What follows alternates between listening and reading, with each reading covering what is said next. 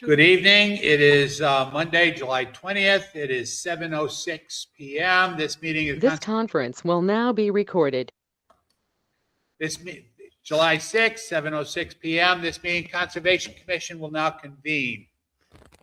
First up, we have DEP 104-1130, continued from June 22nd for Lot A West Street, Joe Miller for single family home. They have asked to have a continuance to the August 17th meeting. So I make a motion, we continue the hearing to August 17th. Second. Any discussion? Hearing none, all those in favor? Aye. Any opposed? It is continued to August 17th. Next up, we have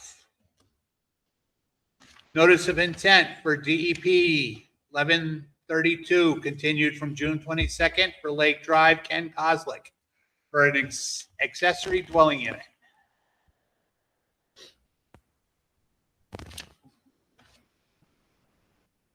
Good evening, I'm Peter, Chairman of the Trigger.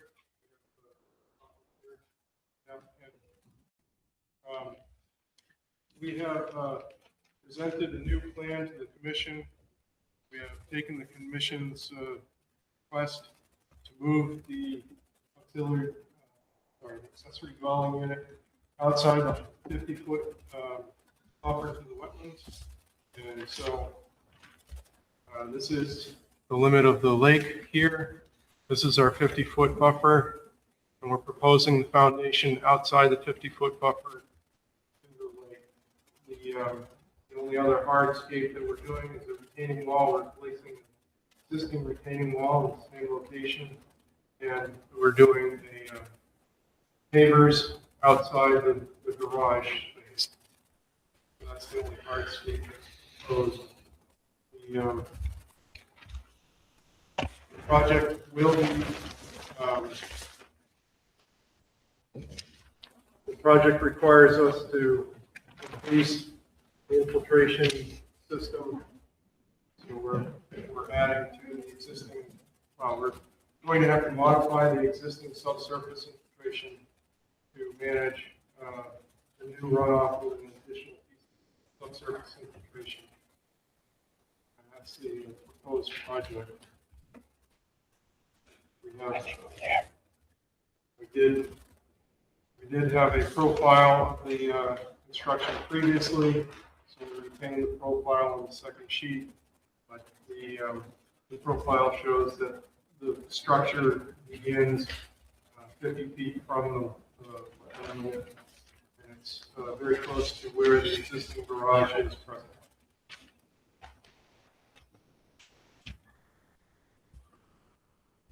For the commission.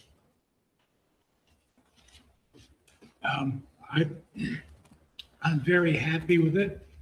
I do want to point out something that was presented a few meetings ago, criticizing us for not having responded to the special permit application, because we should have reviewed it and made our comments then.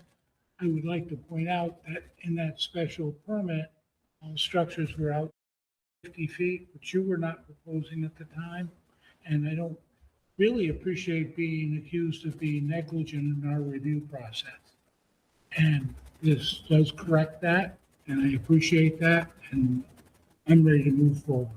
But I'd like to point out that I'm not real happy with being criticized, having our commission criticized for not having reviewed the spec during the special permit process, which we did, and it conformed to our regulation.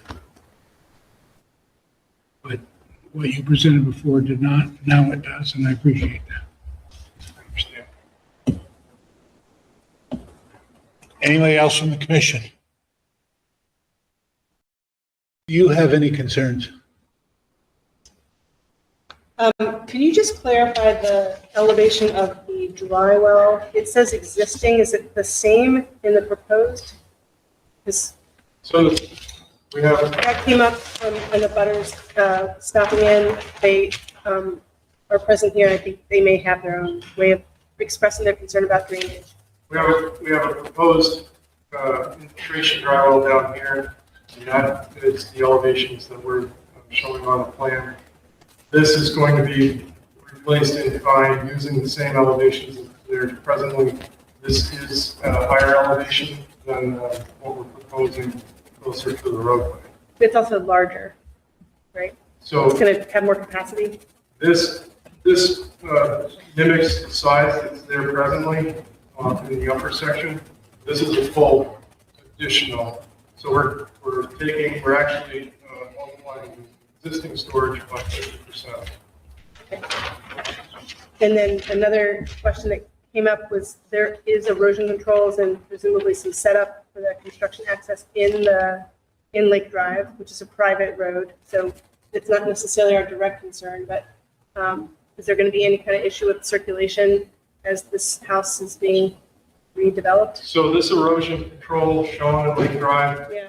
is on the house side of Lake Drive. So Sure. it's basically along the edge of the grass or the lawn that's being made. So this erosion control is going to be at the limit of work outside the travel way of Lake Drive. So There's no, some kind of long-standing kind of community-wide encroachment into the Lake Drive. It seems like this isn't making it any worse, but are you guys okay with that?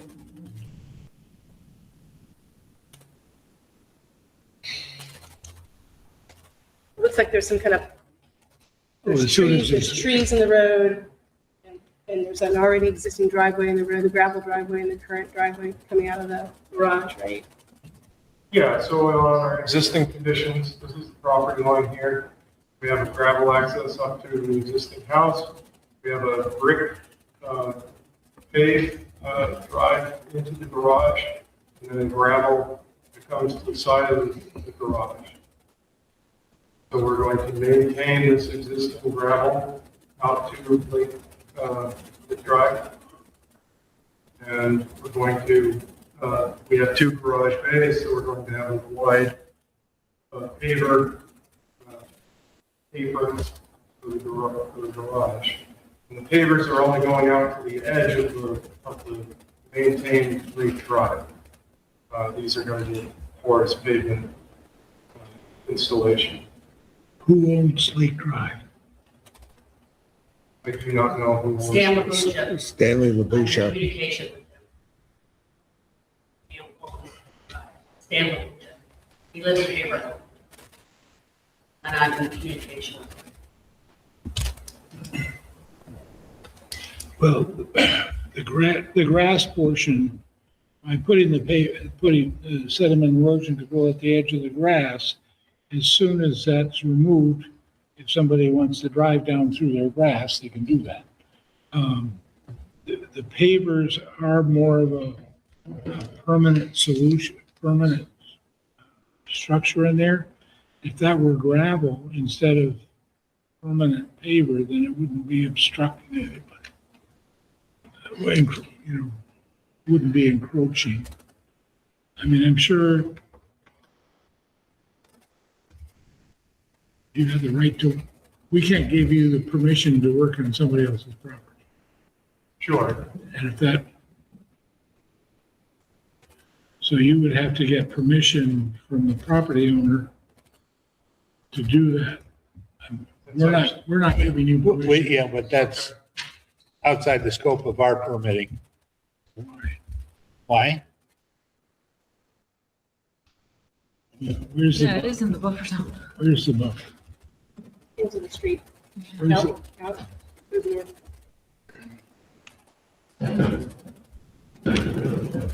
This 100 foot is, it's still in our jurisdiction. I'm just, under any circumstances, we can't give permission for them. We can give permission to do the work, but we cannot give them permission to work on somebody else's property. It's not authorization for that. Right, it's not authorization for that. I would just make sure that's noted in the order of conditions. So if for any reason you didn't get permission to access the road in that way, then you would have a little bit of an issue. You'd have to come back to the commission and amend your plan. We sent an easement to Stanley Boucher, all right. I've gone to a lawyer for this. understand, and I have communicated. So as soon as there's approval, then he will give us permission to access the road. Make that a condition. That's just a note. That So would there be would this be on their deed as well, the owner of the drive, this order? So Lake Drive is the old B&M rail bed. It is a right of way. It doesn't need to go on, an order doesn't No. need to go on. No. I didn't even see that until this gentleman here, a resident, had come by, and I was like, oh yeah, look at that. And, I know I had gone through already an order and got a COC in the past, so I didn't know how y'all had handled it. Is there any other concerns? Good pickup, thanks.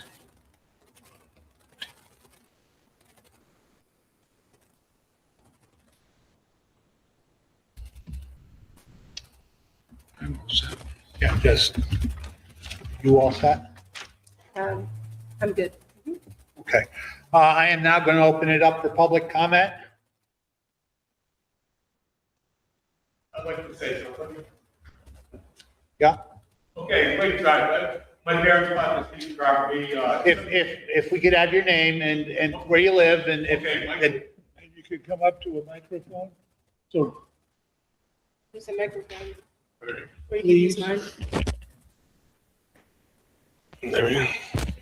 My name's Michael Parker. I own 49 Lake Drive. I live at 63 Hillcrest Avenue in South Valley. My concerns with this project is I'm not objecting to the project, but the property line and where they're going to put the silt fence is in the middle of right-of-ways to the properties along Lake Drive. What you're going by for the travel lane is the town easement for the sewers.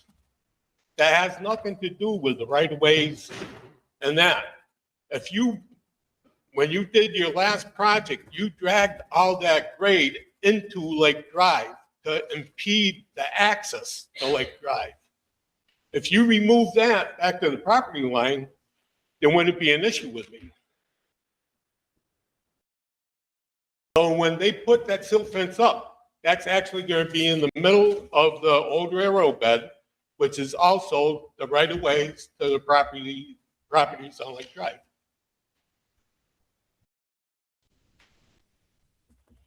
And they've encroached into that property 15 feet from the end of their property into Lake Drive. And I just don't understand how that can be. That's like adding 1,500 square feet onto their property.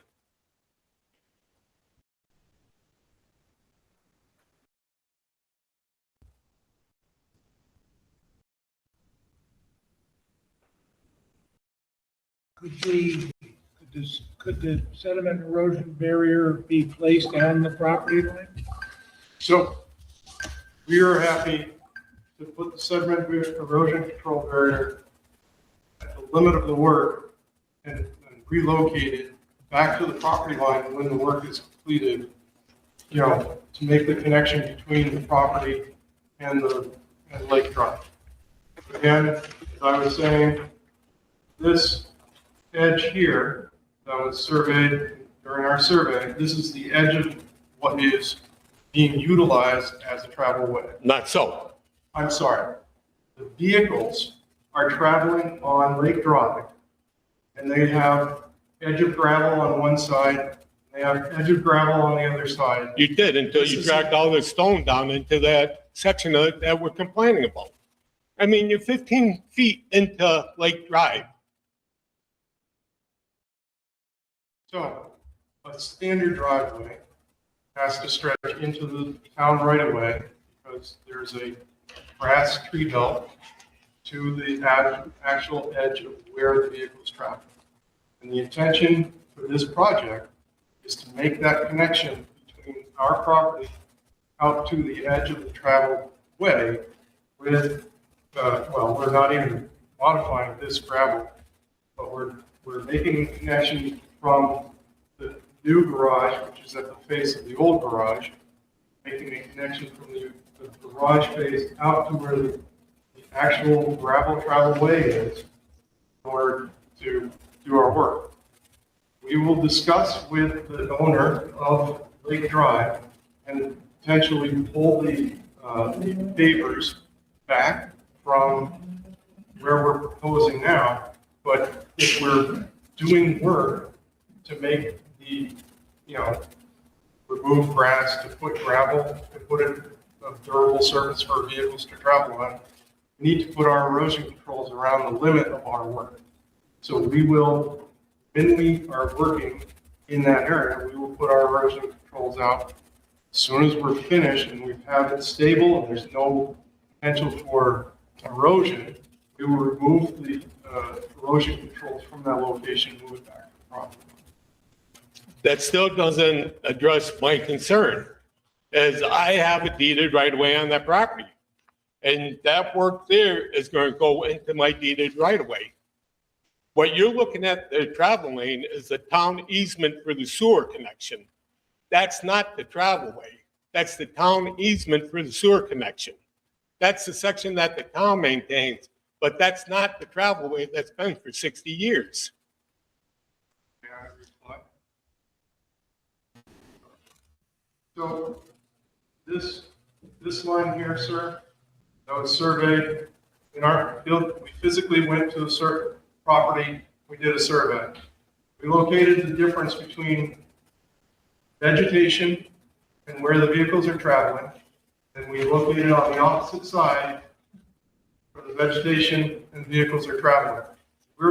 We are saying this location here is where people that are traveling up and down this road travel. Sir, I travel that road every single day.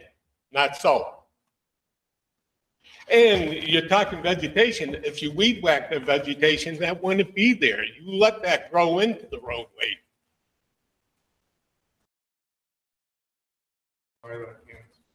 What I about, know you can't explain it. That's what I'm asking. instead of putting in pavers, just a gravel at grade in the section that's off your property? Are you, Fine. we agreed to that. We will put pavers right to the property line for an apron to the garage. But it will be gravel from the pavers out to where the vehicles travel in Lake Drive. And that will be at existing grade? Everything's in existing. So that- We're not adding. That won't, I don't think anything's going to obstruct. I don't think that, but I mean, if you reduce, if we just do gravel out there instead of the pavers, we don't have any kind of impervious surface. We don't have anything that can be argued. If somebody wanted to drive through that area, they could drive through that area. And I mean, I think it's if they're willing to just do gravel in that area, I don't see any problem with gravel in that area, not the pavers. No, as long as they restore the road to the full width that it's been. Well, I don't, Keith, you're not planning on working in the road where travel currently takes place, are you? That's correct. We are not looking to change the width of the gravel road. But your silt fence is going to be in the middle of the right of way. No, sir. Yes. So if I may point something out there, I think I understand what's going on here. 202 State Street. Mhm. You realize that's a 50-foot road and only 26 feet of it is paved? You know there's 14 feet on either side of that pavement, state owns, is part of the right of way? I did not know that. So I mean, I'm there's sure actually, you're there isn't actually enough room there for 4 lanes from here to the And baby eventually it line. will, and eventually it will be. Not in my lifetime, Well, but it's coming. nonetheless, so I'm sure that the right of way here is a lot wider That's not, on it's 20, paper, it's on 20 feet. paper than what they're actually using. and if they pull the pavers out, everybody that uses this road has a right to get from their Oh, garage. absolutely. So if That's they- not what I'm complaining about. If they put gravel there and bring the silt fence back up to the property line as soon as they've done that gravel work through the road, then it's gonna be just the way it is now. and people can drive down their lawn, down the lawn if you want to. No, it's not a lawn, it's Yeah, whatever. It's I mean, if vegetation they you grew. need it, I mean, there's an 18-inch oak tree in there. Mhm. That was planted on the edge of the original roadway. And if you go to the next property over, which is, used to be Rodman, there's a pine tree that was planted on the edge of the roadway. And if you go down to my property, there was a brown birch that was planted on the edge of the roadway. So that oak tree that's on your property is actually the edge of the roadway. Okay, so what they're doing now is just gravel inside the layout of the road, so they're not bringing any structures in there except for just gravel and making it so they can get into their property. And then it shouldn't be an issue anymore. As long as everything stood grade to the road. I mean, the way it is now, their grade coming off their property is into I the am roadway. going to shut this off. At this point, we're not dealing with wetland issues. We're not dealing with the Wetlands Protection Act. This is really beyond the scope of discussion to this board. Okay. Okay, thank you, sir. I would like to see an order, a condition in the order that says that anything off the property will be for the driveway will be gravel and no pavement. That's what I would like. I don't know where- Is there any other public discussion on this? Questions, concerns?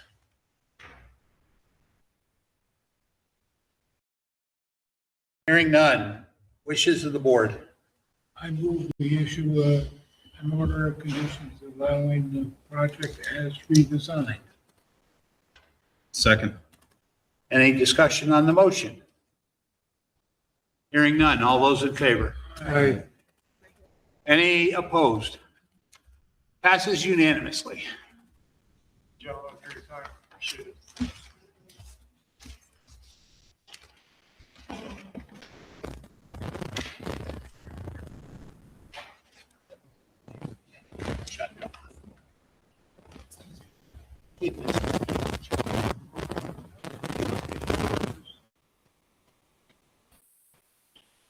Yeah. Yeah. All right, next up, we have a request for determination of applicability for 26-1752 Summit Street. Paul DeRoche. Wait, I got to get this thing going. Yeah. Yes. Good job.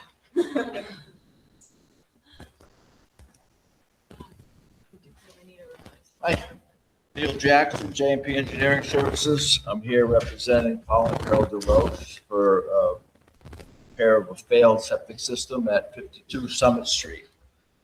The proposed repaired septic will be 79 feet to the BDW. No work is proposed within 54 feet of the BDW. The current system is in the water table. It's backing up into the house a little bit, but it's gonna get worse, obviously, so time is of the essence to get this repaired.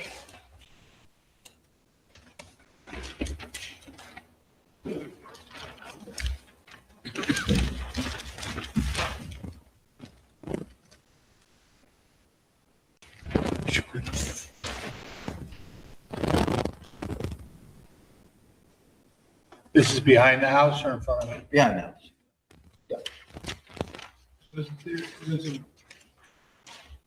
Couldn't it be moved up the hill?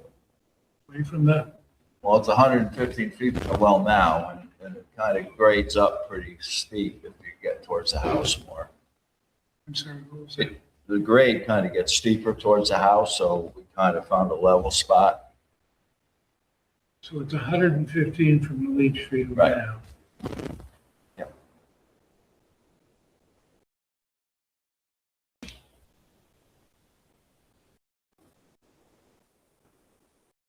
Did you turn it so it's perpendicular, get it a little bit further? It's all ledge. Unfortunately, Is it- Yeah, it is. Actually, it is. it's all ledge. It is. We dug holes all around. Yeah. And going up the hill, up that steep grade is all filled. I mean, we'd be moving that. would be an ideal spot for the leach field. You look at the wetland boundary. So we did walk it last Friday, and you and I had spoken about the fact that it looks like there was historic fill, like that's the BBW to an intermittent stream. And there's like a little 1 foot high retaining wall, and it's, evidence that, there might have been hybrid soils. The soil was pretty soft in the grass, and there, That intermittent stream we dealt with. The same streams. We're just farther upstream. So you think, so it's historic fill. I just don't know the implications for, if right now you've got a failing leach field in the groundwater compared to what is we have this 50-foot no disturbance zone, and if it's really 30 feet or whatnot, does it matter? Are we getting things, are we improving conditions for the wetlands and the groundwater, or are we making it worse? it has, Board of Health looked at this and They've It approved. did, yeah, it didn't have a title, it didn't come in as an emergency, but it sounds like it needs to get upgraded, like there's problems, it right? meets Title V. Yeah, It's Title V, yeah. Yeah, and just for the record, Yeah. we did not ask for variance offset to groundwater. It's a 1 minute perk, so we could ask for a 1 foot reduction, and we did not ask for that because of the proximity to the wetlands. so, and the soil logs don't show modeling or anything until like 70 inches down, but somehow there is, I don't know the depth of the leach field, but. The sounds like- leach field is deep, that's the Yeah. problem, it's like 4 feet deep. So it seems like anything we can do to kind of get away from the water, the hydric soils, maybe. We're about smart, yeah, realistically. Where is the existing septic? To the, that would be southeast of the current system. Southeast to be up here. The SAS. Farther away and it's. We're further away, yeah, we're definitely further away. No, but the existing system is farther Close, no, it's closer to the wetlands than this is gonna be. south, so you said southeast. Yeah, southeast would be right over in here, right? Aerial view, you can see this like intermittent stream line. That's, right around that is the BBW. And I don't know exactly how it's delineated. It was just a more informal delineation based on the top of the little retaining. Yeah, basically And the the edge of the lawn. fill, yeah. I mean, that house was built right around when wetland protection act came in. So they bought the house in 72. So the permitting was definitely before the wetlands protection. Paper napkin in What's that? the, paper napkin in I couldn't the, even find it now for this one. 2 cows. It was Leo Fugler, so it might have been 3 napkins, but I don't have one of them. I have a video of what's called the pond or what in the back is. It's not, you can see it just so you guys can view it. I took a video before I came. Just so, this is the retaining wall that Julie's speaking of. And so this is dirt. I mean, it comes up as high almost to the retaining wall. So, I mean, you can see this is dirt, it's dry within it. So at the neighbor's property, you'll see farther in it, but everything in there is all green, it's muck, it's as high in there. So below the retaining wall is, Yeah, and how high is the retaining wall? the property line is, It's not very high. no, it's, Maybe you not. walk, when you're walking, you're on the grass and then the wall's right there. And then what you step down into, you can actually step into this and it's actually, you can walk in it now, but it's dirt. I don't know if you wanted to see it. Pretty much, pretty much super DPW.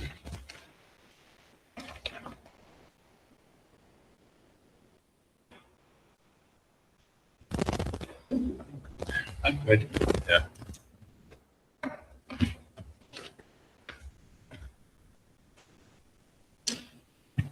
How many bedrooms?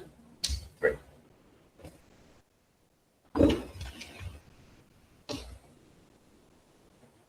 So I'll make a motion for a negative determination. I don't know exactly which box it would be for that one. Second. Any discussion? Hearing none, all those in favor? Any opposed?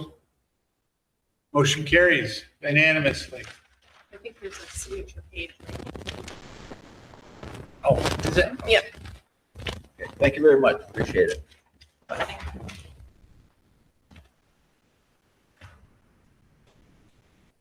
All the plans back in there.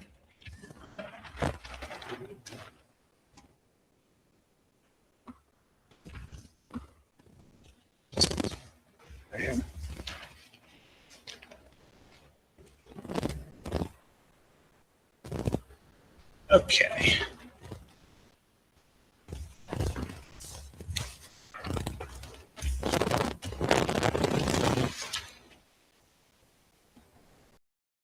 Yeah, that's Lake Drive.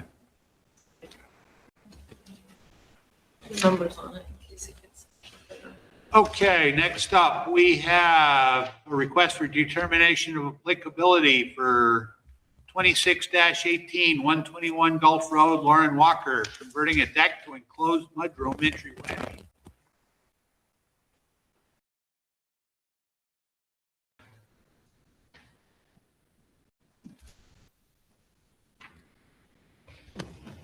Everyone.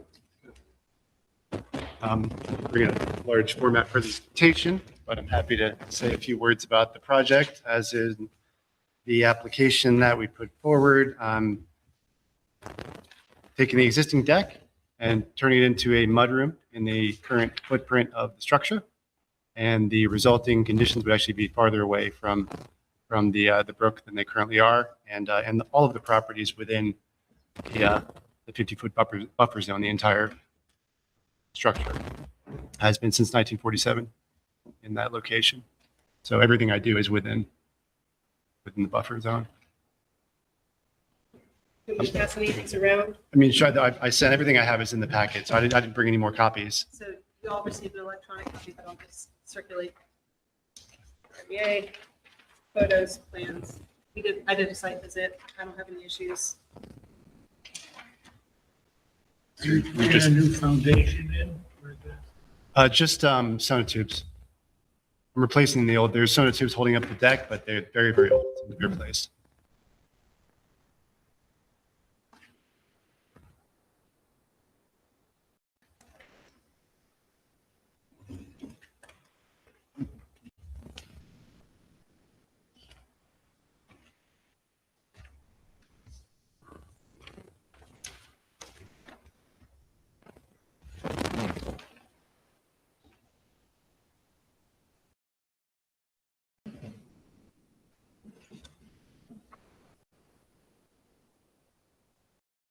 I guess I'd also say, as per the application, that we expect the excavation to put the new sonotubes in to be just a few days, and about 4 cubic yards of dirt will be pulled out and covered for the duration, and a silt fence will be installed along the edge of the brook for the duration of that work.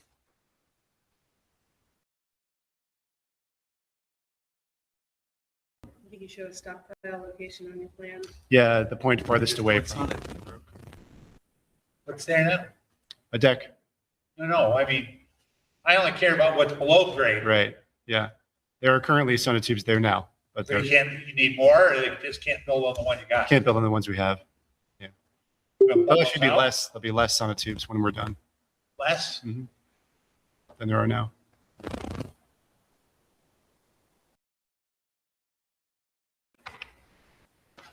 So on this plan, where is Scarborough Brook? Is that the green line?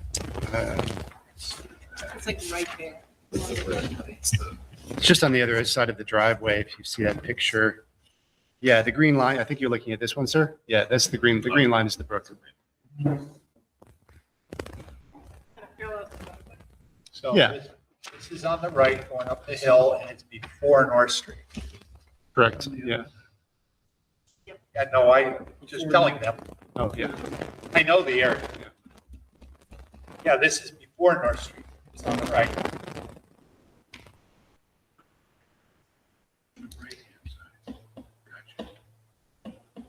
one of the land properties is right across the street. So there's minimal soil disturbance. Correct.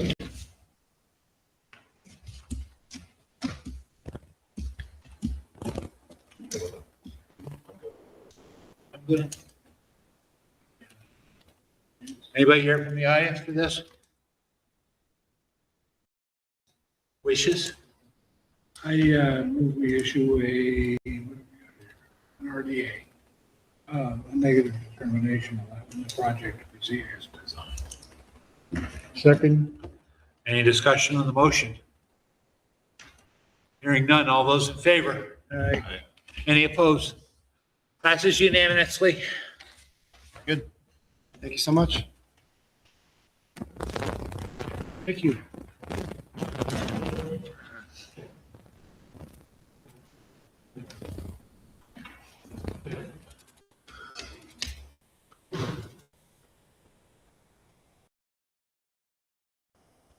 Next up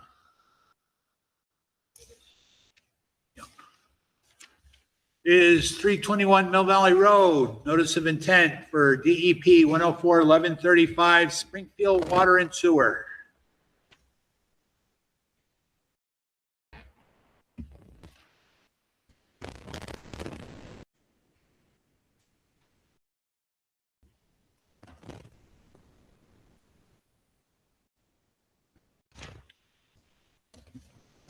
Bring that closer.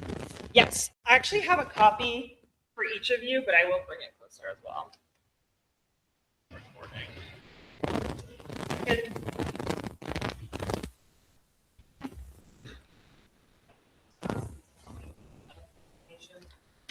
There's a few slides to look at while we go through this. I'm Jamie, presenting from Apex Companies as a project engineer, and we also have here Ryan Paul, project manager from Apex Companies, and Frank Savannah from Springfield Water Sewer Commission. So this project is located at the Jabish Canal, just downstream, just south of an existing culvert that conveys the Jabish Brook, a wetland on the west side of the canal, to below the existing canal, and then into the other side of Jabish Brook. The existing culvert has been deteriorated and damaged, so it's currently blocked, causing the main issue of this project. Blocking? No. So causing flooding in the existing wetland. So the main objective of this project is to prevent flooding, mitigate flooding, and the issues associated with it. So the existing flooding is causing flooding and issues to the adjacent properties, as well as overtopping the maintenance road. And the maintenance road is an important roadway for the Springfield Water Sewer Commission to access the canal, which conveys water diverted from the upstream Jabish Brook to the Springfield Reservoir, a drinking water source. So the existing flooding overtopping the maintenance road is causing issues there, as well as water quality issues. So the objective of the project is really to mitigate that flooding. So part of this project, we conducted a hydraulic and hydrologic analysis to mitigate the flooding, and we looked at 3 alternatives, with the goal being minimizing impacts to the adjacent resource area. So you can see a brief overview of each alternative in the presentation materials there, and I can also just briefly go through each of them.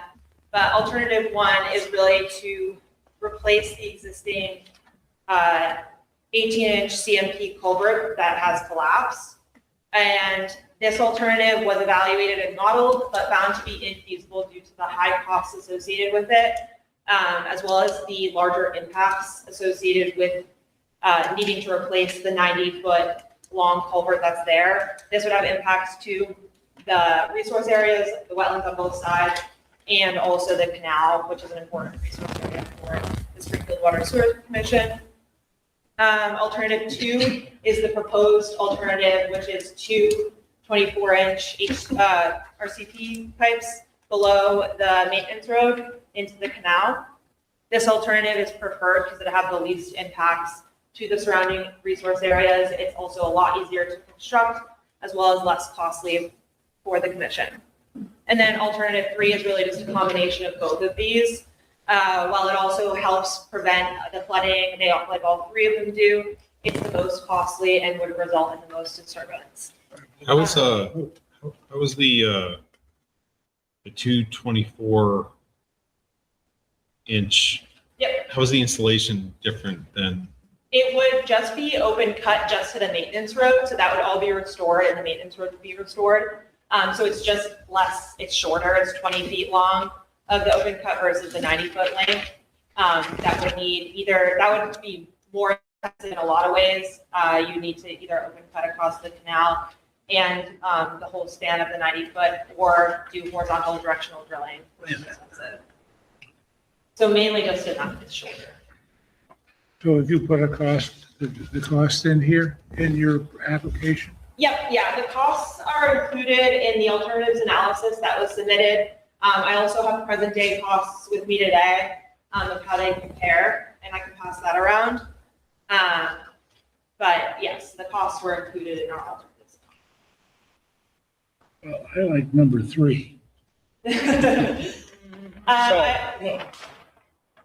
Historically, the culvert went across the canal. Yeah. Exactly, yep, it went. And now your preferred is to dump the water into the canal and basically shut the water off going to the resource area on the other side. Yep, yeah, this was designed to be a less costly but interim solution that would be able to be implemented soon and constructed. But yes, it would convey water into the canal, but we didn't model the impacts. How long has the culvert been blocked? I think a couple of years. Yeah, it's partially blocked for sure. It's partially blocked for sure, and So the shutting off the water to the resource area? Yeah. we're not changing the existing conditions. We're just adding this component to the area. We're not removing the other pipe or blocking the other pipe any more than it is right now. But this is our interim solution. Okay, we can do this right now, or we could wait maybe, another, X amount of years when we feel like the project can move forward to fix the existing culvert. Okay, whether you were in here a couple of years ago with asking for permission to pump the area down so you could inspect the pipe, jet the pipe, work on it. You found that it was, what did you find? It's, I'll speak to it. Yeah, that's fine. So we pumped the area down. If you were here during that time, we tried to jet through the pipe and see what we could see. The jet couldn't make it completely all the way through the pipe. We can tell that it's still hydraulically connected, but when they get a storm, it backs up right away. So there's still water that's on both ends of the canal, on each end of the culvert. However, it's slower moving because there is a blockage there. How much flow is still going through that? I mean, we don't have any type of measuring device in there. It's a very slow moving brook. It's a tributary to the Jabish brook. And it's very, very flat. And there's always water in that brook. From what we have seen, and I think from what Springfield Water Sewer Commission. Commissioners, 2 years is like when we became aware of it. We're not sure how long in the past. I mean, this is a bit of a remote area. It's not like right there into one of our facilities. But we do know that somehow the water is finding its way because we've never seen the brook go dry. You can tell there's some infiltration. There's still some going on. The problem is that when we have multiple storms, big rainstorms, that's when we get into the problem It with. floods. It's a problem. We all want to fix the problem. We also don't want to give up on that culvert and the base flow through there. Did you try jetting up from the east side as well? Yeah. And did you send a camera in there? We did. What is the pipe? I think it's a combination. It's a combination of corrugated metal and concrete pipe, I believe. And what is the age of it? I do not know. I don't have any records. The original. Yeah, I know, and the Yeah. original is what, 1890s? Yeah, it's, When did that canal go away? 1800s. It's been repaired over the years, just by us observing. You can tell that there's multiple types of pipes there, so it has been repaired over the years. We don't know when those repairs have taken place. We don't have real good records on that. So when you jetted in, you jetted in from the west side and then you jetted in from the east side, did you come to the same point? No, it never made it. I mean, but did it, how big is the plug? That's what I'm asking. I would say that it was tough to tell how big the plug is. It's tough to see, with the water in the pipe already. And, we tried to send a camera through, but it's really tough to see what the blockage is. But when you jetted it in, did you stick something in there and it got to a certain? Correct, yeah. From one side and then from the other? How close were those 2 points? What am I- Not close at Yeah, I all. don't remember. Commissioner, they get to a short point from either side, and the company that did the jetting, where they said we can't go any further, it gets concerning because now the water jet might work against you, it might cause more collapse, and they might not even to pull back the nozzle. So we tried from one side, then they tried from the other, and it was a short distance. We couldn't get past that. And then when we sent the camera, on the brook side, it's even tough to see where the pipe is. It's like it's underwater, and it looks like it's an old granite kind of built culvert. So we couldn't. Are you talking about on the east side? On the east side, but when we did on the west side, I think we got as close like 8 feet, no more than 10 feet with the camera, and then we couldn't go any further. We just like it's a lot. 8 to 90-foot culvert? Yeah. Have you thought, I know you mentioned directional drilling. Have you talked about directional drilling through the pipe? Up the pipe? We couldn't because there's a blockage. That's what directional drilling does is. You need to be, for directional drilling to typically work, and we've done a few projects with it. You need to be in a soil media to get the directional drilling to work. And actually, even if you're in a bad soil media, like a real sandy material, basically what they need to do is need to pump a bentonite material in, right? And then it expands, keeps the hole open. They send a very small thing down. You can go through an old pipe that's called pipe bursting, which is a little bit different, but you have to have a good hose pipe for that. Have you ever what? A good hose pipe. You have to have a good, opening. It can't be blocked. So you need to pull it from the other side. Yeah. And Commissioner, is there any measure of that is going to require big impact on the wetland? We need a big pit to load up, the equipment. Yeah, we don't show it on this picture, but it's in our alternatives analysis. Our layout area basically goes into the water. We need a whole pit, and the pipe needs to be fused together and brought back. I forget how many feet, but it was basically going, call it another 40 feet back. And what's the invert of the culvert? And The existing? versus the invert of the overflow? Of proposed design.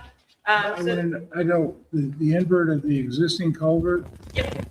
And then the invert of the proposed overflows. Yep. Yeah, so the invert of the proposed is right around 413.3. And then the existing. It's 408.75. 408.75. Versus what? 413. So we're talking 5 feet of. Right, because this measure is only to stop the overflow over the roadway, the maintenance roadway. All the neighbors are getting flooded. I mean, that was a wooded swamp. Right. That was down 5 feet. That water level is 5 feet higher. Right. And all the neighbors are getting flooded by it. And so it never goes down to that 408. Yep. Is that true? It's always, What was the existing condition when we were out there does it recently? ever, I mean, we've been in a drought for 2 It's, yeah, years. pretty low. I mean, you could see the, It is very low. I don't think we saw the pipe, but it's down low with the It's- drought. yeah. But any sustained rainstorm would change that. Have you looked at what the impacts are, what this is causing for impacts to the abutting properties? And how much flooding it is causing on their property? Have you had anybody? I don't think we've had anybody say anything to us. We heard, last time you came in, we heard something. Yeah, the water was over the roadway. Agreed. Commissioner, we were getting calls from the abutting property on the west side, when the wetland was high. On the And west, the on calls the were west. coming, it's like, what's happening? That's the time when the water started overflowing as well, over the rest of the service road and started eroding the canal slope. So you're just doing it to protect your embankment. You're not doing it to protect the abutting properties and return the situation. Where, We are in a way, the commissioner, we're trying to relieve the wetland. So we are protecting the property. Yeah, you are. Yeah, so, how much are you going, how much, so 413 is the invert of the Yep. overflow culverts. What's the invert of the top of your embankment? we're about What- 417, 418 at the top of the road. yep, yeah, exactly. The road is just over, 418. 418. 418, so a 5 foot, when it was overtopping the road to what we're You're hoping to reducing- keep it down. You're reducing the flooding in flooding situations. Yeah. By 5 feet. You're not getting it. You're still 5 feet above. Or it should be. Yes, and that pipe was also, when we did our hydraulic analysis, the 18-inch pipe is undersized for today's storms a little bit. So you would expect that to come up in a flood event. We have, in our alternatives analysis, I believe we took a look at the existing conditions and seen what that was, but I believe it does come up pretty high in a 10-year storm. What would the size of the pipe be if we would go over that alternative? We wanted to go over 36-inch pipe, which is double what it is now. What's the elevation at the bottom of the canal? She has that information. It is around, just over 410.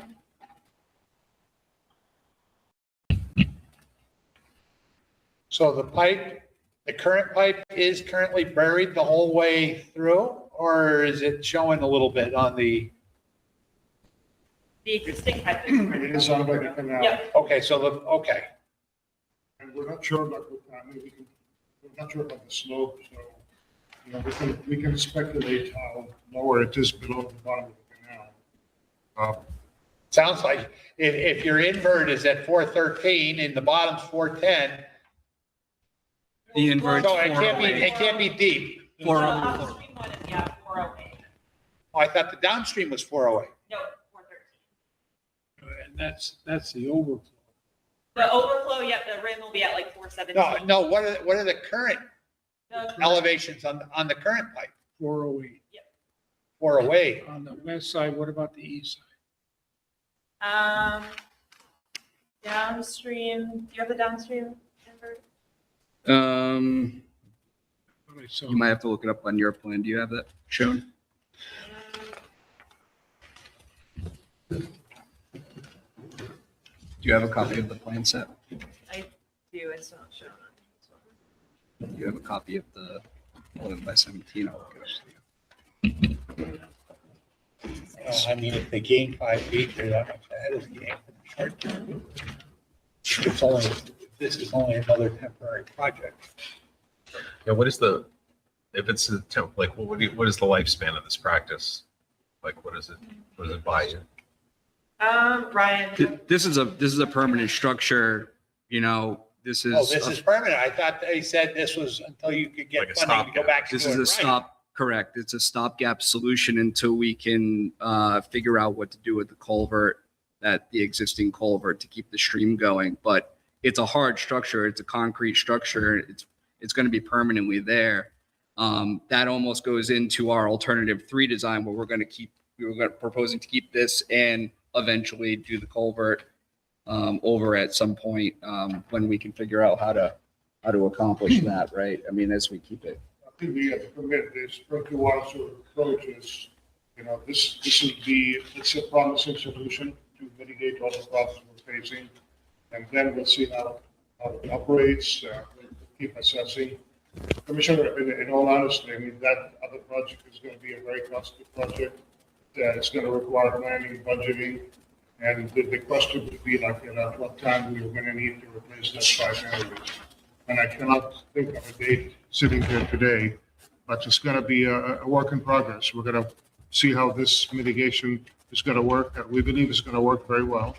It's going to protect the canal, protect the service road, and mitigate the flooding until such time that we can get to the other pipe as needed. Can you shut off the water in the canal? Yes, they can. Shut up. I don't know. I didn't understand the question. Yeah. He's asking the head gate up at, on the other side of 181. Yeah, there's a gate up there. They can shut that off. They've dried that up. I'm not sure if it's operational. I've been on the opposite side of the Jabish Canal. That's as far as I've gone. I'm sorry, the Jabish Canal opposite Mill Valley. If that's what you're talking about, there's no gate there anymore. Well, there used to be. Yeah, it's Because we actually, the fire department had to actually ask you to open it back up because we were still using the canal as a water source. maybe we're talking about 2 different areas. Yeah. We're talking the whole length of the canal from there to the Ludlow line. No, okay, I was just talking about the. So at one point, because when Ludlow Reservoir went inactive, they actually closed the gate at 181 and basically dried it up. And at that point, we didn't have any water source, so they asked to have it reopened and they agreed to do so. This would have been 10 or 15 years ago. Do you have the alternatives analysis? So how, Commissioner, what do you do with the water coming down from the tributaries up from the upstream? Excuse me? How do you handle the water that's coming down from the tributaries from the upstream the region? Where does that water go then? You close the canal. It's going to be dry. So it just continues down Jabish Brook to the Swift River. Very dry. It's going to be so low. Always. So I mean, the water that gets siphoned off for the canal is you're just taking part of the flow from the Jabish Brook and sending it to Ludlow Reservoir. The rest of it just continues down the Jabish Brook and eventually dumps into the Swift River, which becomes Chicopee River and Three Rivers. So that's where the rest of the water goes. Okay. I'm not aware of that gate, to be honest with you. This is new information. There is or was a gate right at the Jabish Brook where that you could control the water going down the canal. But if we are able to close the canal, then we're going to starve the Springfield Reservoir of water, no? Yeah, we weren't suggesting that. Oh. But at one point you did because Ludlow Reservoir had gone inactive. It wasn't a primary water source. So at that point, somebody 15 years ago, 20 years ago, they did in fact pretty much shut it off and pretty much all but dried up the canal. So because at other streets, at other places where it crosses roads, we were actually drafting from it for a water source. The fire department was. So we asked to have it continue, reopen it, get some water back in there so we can still have it, use it as a water source. The reason I was asking was if you could shut off the water in the canal temporarily so that you could excavate down and put a whole new culvert in with an excavator, dig all the way across, put it in. Yeah. And do it the way it should be done. And I'm not saying, what did you say, an 18-inch pipe, and you would suggest a 36 to take care of the flow? I'm not sure I would want to increase it because Well, It this, is what the status quo. But David, this would be the temporary bypass pipe for the flood control would be the 36. I think- They're not talking the permanent fix. Yeah, what would you do for a permanent? As far for a permanent fix, long-term permanent fix, is that what you're saying? That would be alternative one in our alternatives analysis, which is replacing the culvert with a 36-inch pipe. And to replace it with a 36-inch? That was our proposed. We wanted to take a look at that to see what the costs are, to see if it was feasible at this time. However, that's what Jamie was trying to allude to, is we wanted to get something in that could protect the water supply and bring down the water, at least in an interim measure. It would be a long-term solution. It would be that it's not going to be removed, but this is something we can do now. So how would you, if you were to replace the 18-inch culvert with a 36, how would you do it? Deeper. Yeah, we could, I mean, we have a fact sheet on this. Yeah, so That a perched outlet? oh, thank you. Appreciate that. Do they have another 18 inches to play with? So we basically proposed, as far as the alternatives when we laid this out, we could do a couple different things. We could replace by dig and replace, which would be long-term, shut off the water. You have to bypass the water. Probably, it's build some temporary type. Well, we would need temporary areas to work in. So we would have to take up some of that wetland area and then restore. We probably have to fill in a little bit of area because it's very, if you've been over there, it's very narrow and there isn't a lot of room to work, but with a lot of large equipment there rather than maybe a mini excavator, which we're probably most likely going to be able to get away with this project. There would be a large footprint here, but it could be dig and replace, or it could be, So you dig Yeah. shut the water off. yeah, we propose for this method, we propose open trench. However, we did explore the option of trenchless construction too, as just maybe another method. But we propose in our alternative an open cut. Because right now, I mean, you're proposing a coffer dam around your work area to protect you. Yes. So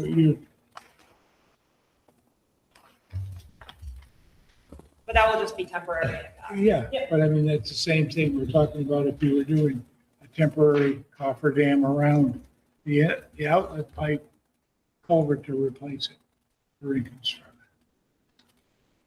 Yeah, I think there would be a little bit more impacts upstream and downstream, and it's a deeper cut, another 5 feet down. And obviously it's just more costly as well. Yep. So that was part of the analysis and, part of our wetland analysis too. All those impacts. And then we decided, okay, what can we get done right now? And this was the alternative we came up with. What kind of a guarantee, your alternative number 2, which is your overflow, that protects your property, it protects your embankment and your access road, and it doesn't do anything for the long term.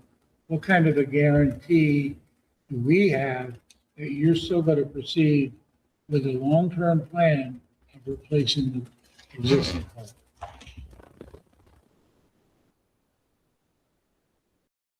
I mean, I can see you just stopping right there and not doing any more because your problems are taken care of. And the wetland's still flooded and This would protect wetland flooding though, because the water wouldn't exceed the invert of this. pipe. yeah, it would protect But it would also just lower the elevation. But level. we're looking at the long term where we want to see the water flow restored to the opposite side of the canal. which is, option 2 is going to shut that off.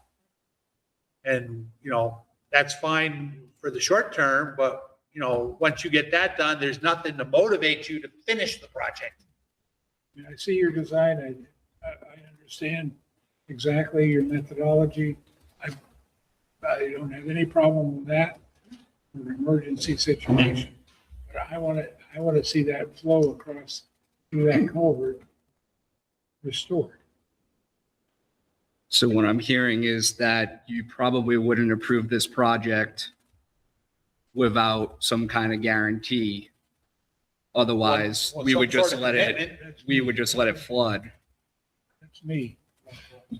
If we're saying we couldn't give you an exact guarantee of replacing the other culvert at this time, then you're saying that you wouldn't approve this project? Not necessarily saying that. but Okay, we wanna that's make what I that was kinda absolutely a hearing. Condition that you're going to follow through and get this finished. So yes, we are saying that. If I guess, okay, if that's what we're saying, that's what we're saying. I just, we're just trying to protect the area as well, and I just want to make sure we're doing what we can right now. But what if we go back to the drawing board and we say, okay, we need another 6 years, and we got to scrap this project altogether because we need the money from this project to take care of the other one? What happens if something happens to the wetland and No, we don't. and their water supply? I'm not sure. Not my ideal necessarily, but I mean, it's all debatable. It's the 18-inch versus the 36-inch. If there was some way to get through that 18-inch pipe and reopen it to restore the condition that was there before.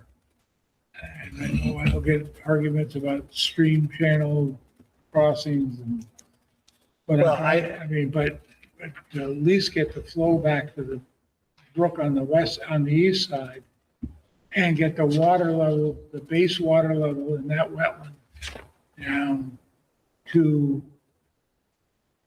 its original level. That's what I want to see.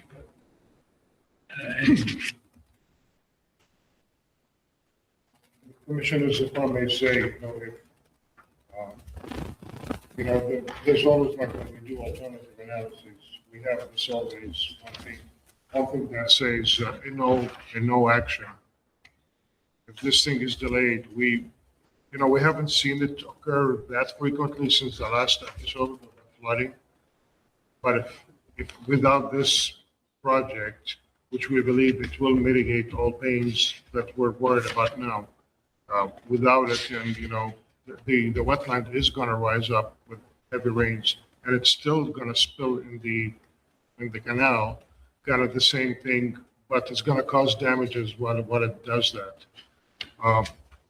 As far as the commission is, I understand. and I'm not putting pressure here, I'm just like seeing the way we're seeing it.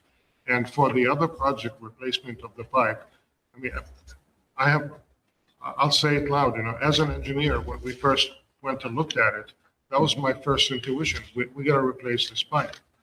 But then as we look at the costs and the time it's going to take and the impacts, we were working with Apex to find another solution that's going to be faster and honestly less costly, because that pipe is going to cost in excess of $800,000, if not more. I think it's going to brush the $1 million project. And I don't want to sound like a cheapskate, but this kind of project is going to require some planning and authorization from our commission, our executive director. It has to go through a budgeting phase. And, with everything our commission is facing with all the new water plants, and we're running into added costs, and, nothing is working without having extra costs added to it. I cannot sit here and say, well, yeah, we guarantee you're going to do this other project in 5 years. This has to go through a big planning and budgeting and approval from our commission. The reason we're presenting this project is think it's doable from our end, cost-wise, time-wise. And I think in the future, if, correct me if I'm wrong, if we decide to replace that pipe, and we are able to replace that pipe, we will still keep this overflow, right? I mean, that's. Yeah, it's a long-term. It becomes alternative free. Exactly. So commissioners, we're not questioning, the wisdom in moving towards replacing that pipe. I'm not sure how fast we can actually get to accomplish that, given the planning and the cost and the budgeting that's going to be involved in it. It's a dilemma for all of us. What is the elevation differences of the water levels right now? In what? The backed up water, and what's the canal level? What's the So elevation the difference right canal now? elevation is at like 410. The canal's at 410? The bottom of the canal is at 410. And what's the water on the backed up side? It varies depending on the storm. Right now, it's very low. Were any of you out there just recently? That was probably. I have not been out there in a year. Okay, I think your conservation. Yeah, but I mean, commission did- worst case, I mean, And it yes, was- I know, I'm seeing pictures here where it's almost up to the top of the Right. roadway. So I'm just trying to say, give you a visual here. If you just bear with me 1 second. So if you've seen it out there at all, or if you've been out there at all, the water right now is probably right at the top of the pipe, somewhere around there. We didn't measure it the other day, but So we're 409, visually. 409. Yeah, we're around 40. If it's 408 to the invert, we're at so Yeah, 409. inches.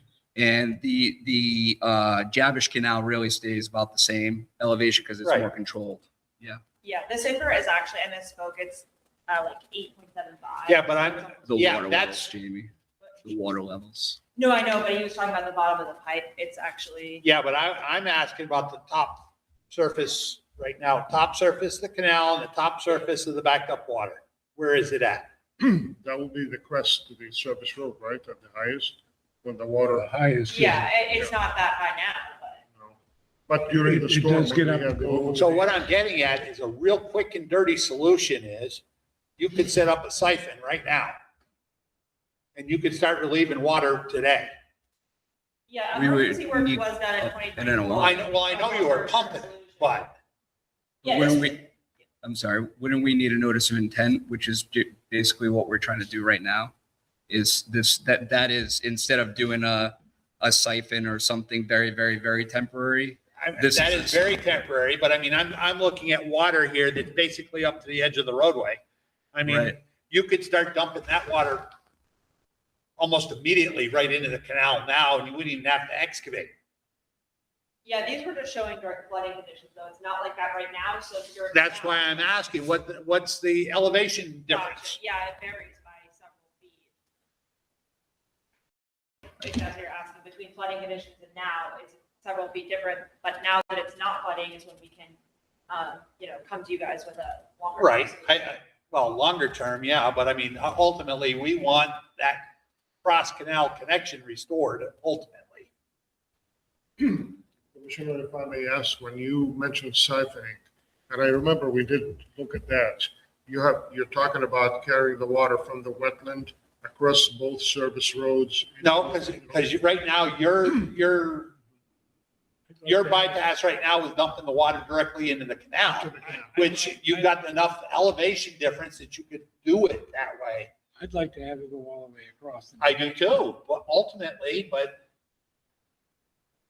get that, that's gonna be as they say, a much bigger project. But as a siphon, Well, I don't think. I don't know how we would do that. Actually, you could, I don't know how we would do that, honestly. you could. With the flows that are from there, I don't know if you could get the flow through that area, the amount of flow you would need with a siphon. Not only that, even if. Well, you, just passing even some water all the way across would be, well, there's some flow going through that culvert now, which indicates to me that you're not draining it's not draining the canal. So your blockage is underneath the canal, it's not going straight down.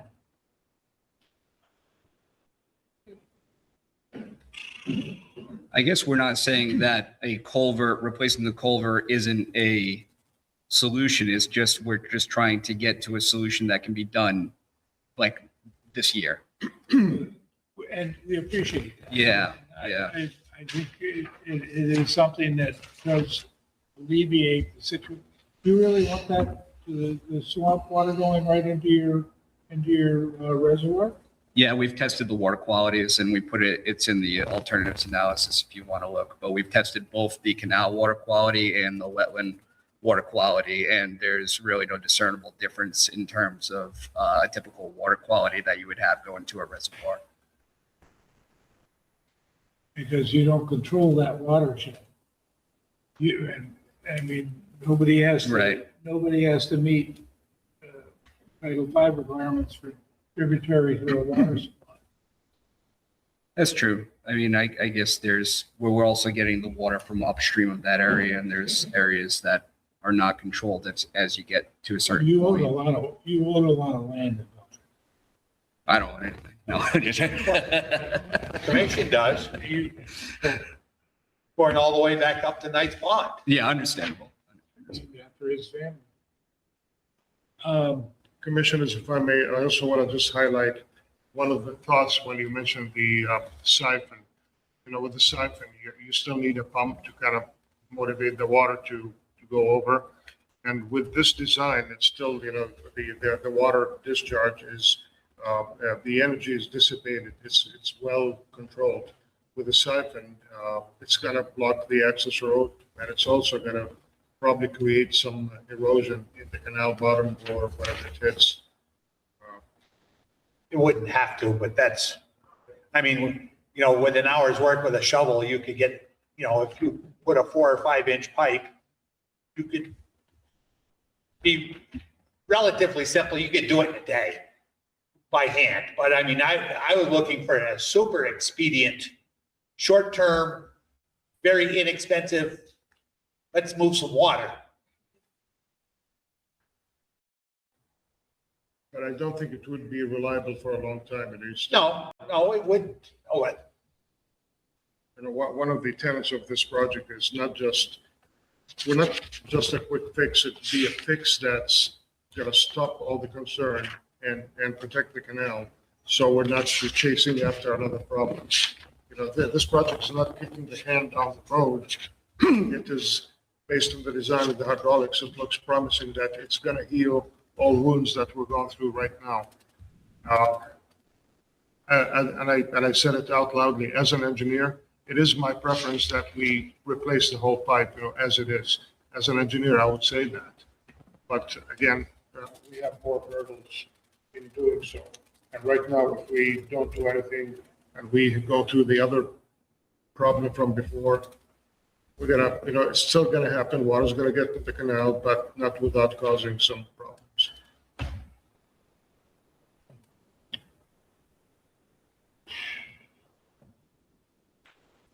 I just like to guarantee that you're gonna. Yeah, I mean, About the pipe.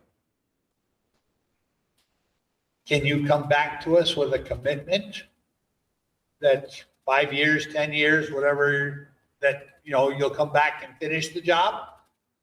And we'll still be here. Yeah, at least he and I will still be here, so, you know, that's what we're really looking for. We're looking for a commitment that, you know, something that's, You're not gonna, you're solving a problem. That's your problem, and that's. you know, once you do this, the pressure is off to go back and finish the job is basically what we're worried about. Commissioners, I may sound like an attorney, and I'm not an attorney, I promise. My question is, what's your concern with this project as it is?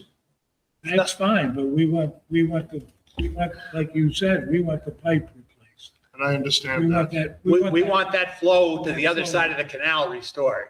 Yeah. So that's ultimately, we understand that you're not prepared to do that now. But as long as we know there's a commitment that it's going to get done, that's what we're looking for. I guess talking about what Frank just alluded to as well is, I guess my question to the commissioners is, what of this project does not meet the wetland regulations? Oh, we could, throw you, I mean, you've got, In that way, we can discuss those couple of things. The whole like arching riverfront area. Yeah. The fact that you're in, that starts with improving conditions, not necessarily for like, you know, the water supply and the flood control. Although you could argue that, but I'm not sure that's the intent of the riverfront area redevelopment.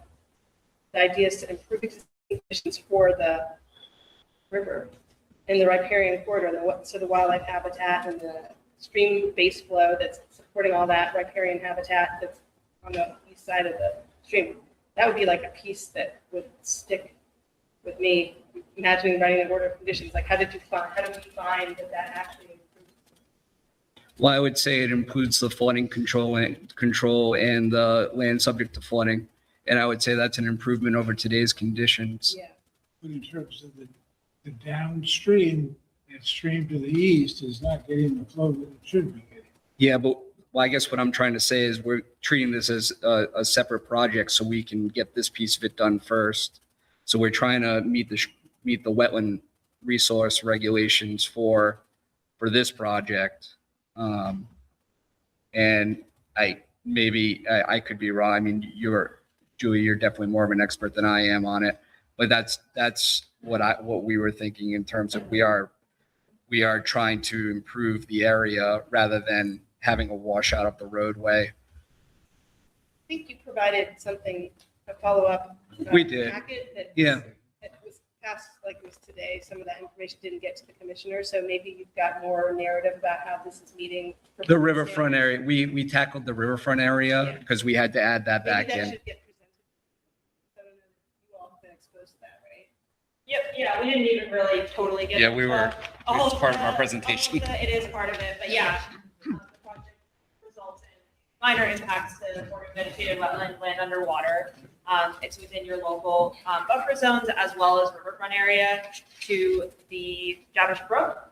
But as we mentioned, this provides a improved condition over what's there right now. And what's there right now has flooding issues. So this would resolve those flooding issues and therefore would improve the riverfront area that's there right now. So each one of there's like 8 performance standards. Yep. Did we go through all those? Yep. And then, yeah, the entire project area is within the riverfront area. And yeah, one of the standards is alternatives analysis, which was performed. And out of the alternatives analysis, this is the project that results in the least wetland impacts, which was a priority, along with the cost, kind of like equal priority is minimizing these resource area impacts, and also finding a feasible economic solution. So then maybe this is fine for everyone. This is coming in to be reviewed under like new development, or sorry, as in it's not a redevelopment project, it's considered. Yeah, going into new. with it being just this project only being not replacing this culvert and just being a new structure. But it does contain areas degraded prior to 96. So Correct. doesn't that kick Correct. that to redevelopment? It does. No, I would say, I mean, however you want to take the redevelopment guidelines, it definitely is partially redevelopment. I mean, It's a roadway. It makes it easier. It's a, way than right. Coming through this compliance as if you're coming into new undeveloped areas, but. Exactly. So, yeah, so I mean, it's a roadway, it's a gravel roadway, maintenance road with a constructed embankments for the culvert. And that's all really we're touching is those two sides. We obviously just need to get in there temporarily. And there are some impacts that just go into the wetland a little bit, but we're planning on restoring those. I don't want to lose the impetus. Exactly. I mean, I understand. And we understand your position for sure. I completely understand that you want to have that fixed.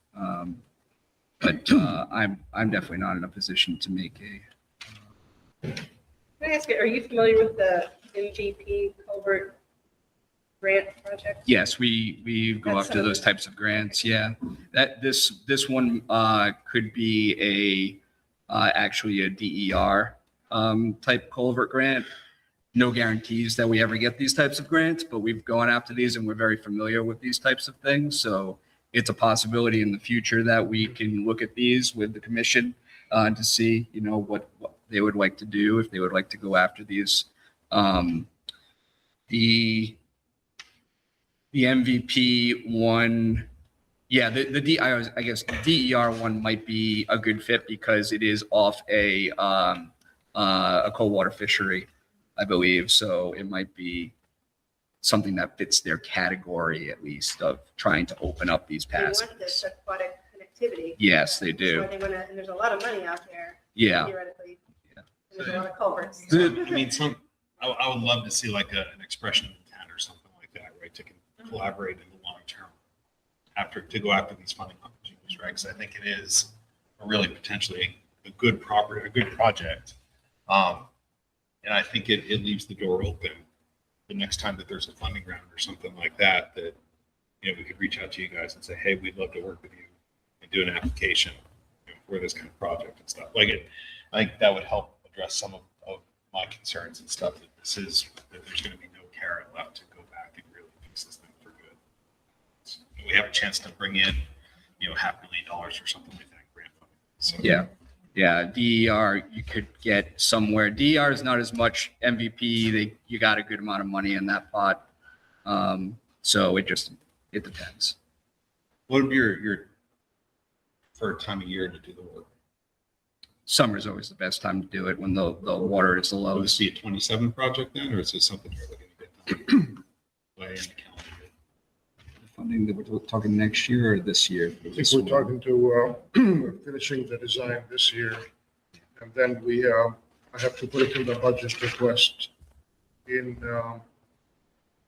start in December, so January, that would be the budget season. And we'll create a budget for it. And again, commissioners, this is how budgeting goes, and we have so much challenges at the Springfield Water. So yeah, we can budget it, and then we'll have the budget, then we'll put it out to bid and be ready. But you talk about like putting a big project on the budget, so we have a 3-year plan, then you have like, say, 10-year, and we can put stuff in front. But the problem with the commission is, not a problem, it's just a challenge is, and this happened before on projects where you have the budget, you're ready to go, then something happens, you get, we had a leak in one of our standpipes, surge tank, and it was a $2.5 million project that came out of nowhere. Other projects had to wait. Power plant, we have a power plant that we're trying to upgrade and rehab, and we are now in a project that kind of delayed about more than 10 years. This is because things were happening, a new water plant. So sometimes stuff comes in here and pushes some projects out because everything is important, but some stuff is more priority than others. And I know, if I go back to my boss and the commission, we look at the plan, we say, okay, we'll put it, say, on the radar for 10 years. But in all honesty, in 10 years, we would just never know what we might run into. And I come in here, I could swear in the Bible saying, we had it, we're going to go. And if you don't believe me, I wouldn't be even upset because I know it's hard to believe. But these are the things that we might run into. So the commitment, we can, the commission, if they make a commitment, it will be there. The question is not, when do we run into that? We have limited budgets, and my boss always tries to keep the rate as low as possible. We try not to reduce it because that's what funds the projects. So this is where I understand your situation, and I understand your ideas and your concerns. And but believe me, we are in a bit of a dilemma here where we're trying to do the right thing. But I'm not sure about how we go to the bigger projects or how soon we can go to the bigger project. As an engineer, I would love to do it, but that's me personally. I think my boss would be open to it, but he has to worry about all the numbers and all the priorities that we have. So I'm not sure, even if we make a commitment, if we make a promise, we are, this project, this thing is not gonna go out of our radar. The question is, how do we time that, how do we make a promise that we can keep? And if you're, if, what you want to do, budget for that and so forth in the winter, do you think you can get this done next summer? I'm saying just provided everything goes okay. For the project here? Yeah. What you want to do? Yeah, I mean, the cost of this project and the necessity, because again, here it becomes, this becomes a priority now, because if we don't do nothing, then the same problem is gonna happen. We're gonna lose the slope, we're gonna be back here trying to fix it and trying to pump it out. So we want, and believe me, the neighbors, when the wet levels overflow into the canal, that's worse when the neighbors are saying, hey, the water's getting close to my property, to my backyard. So we gotta keep it low, we gotta mitigate it. I think a project like this, we can push it through. It is a priority. But if I go to my boss, say, look, I need $800 to $1 million for the other project. I guess what I'm thinking of is like, I agree there's an immediate need, right? But I think approving that should come with something in writing, a statement of intent, an expression of intent, to work with the commission, on identifying and pursuing opportunities to do the larger replacement and restoration work that needs to happen. And I don't think that puts you in a binding financial commitment, but long-term, we're partners, in this water management stuff. And, if putting that on paper is a problem, then I guess it kind of tells me like there's no. I'm not saying it's a problem, so I'm just asking, how we can't control the future and what. No.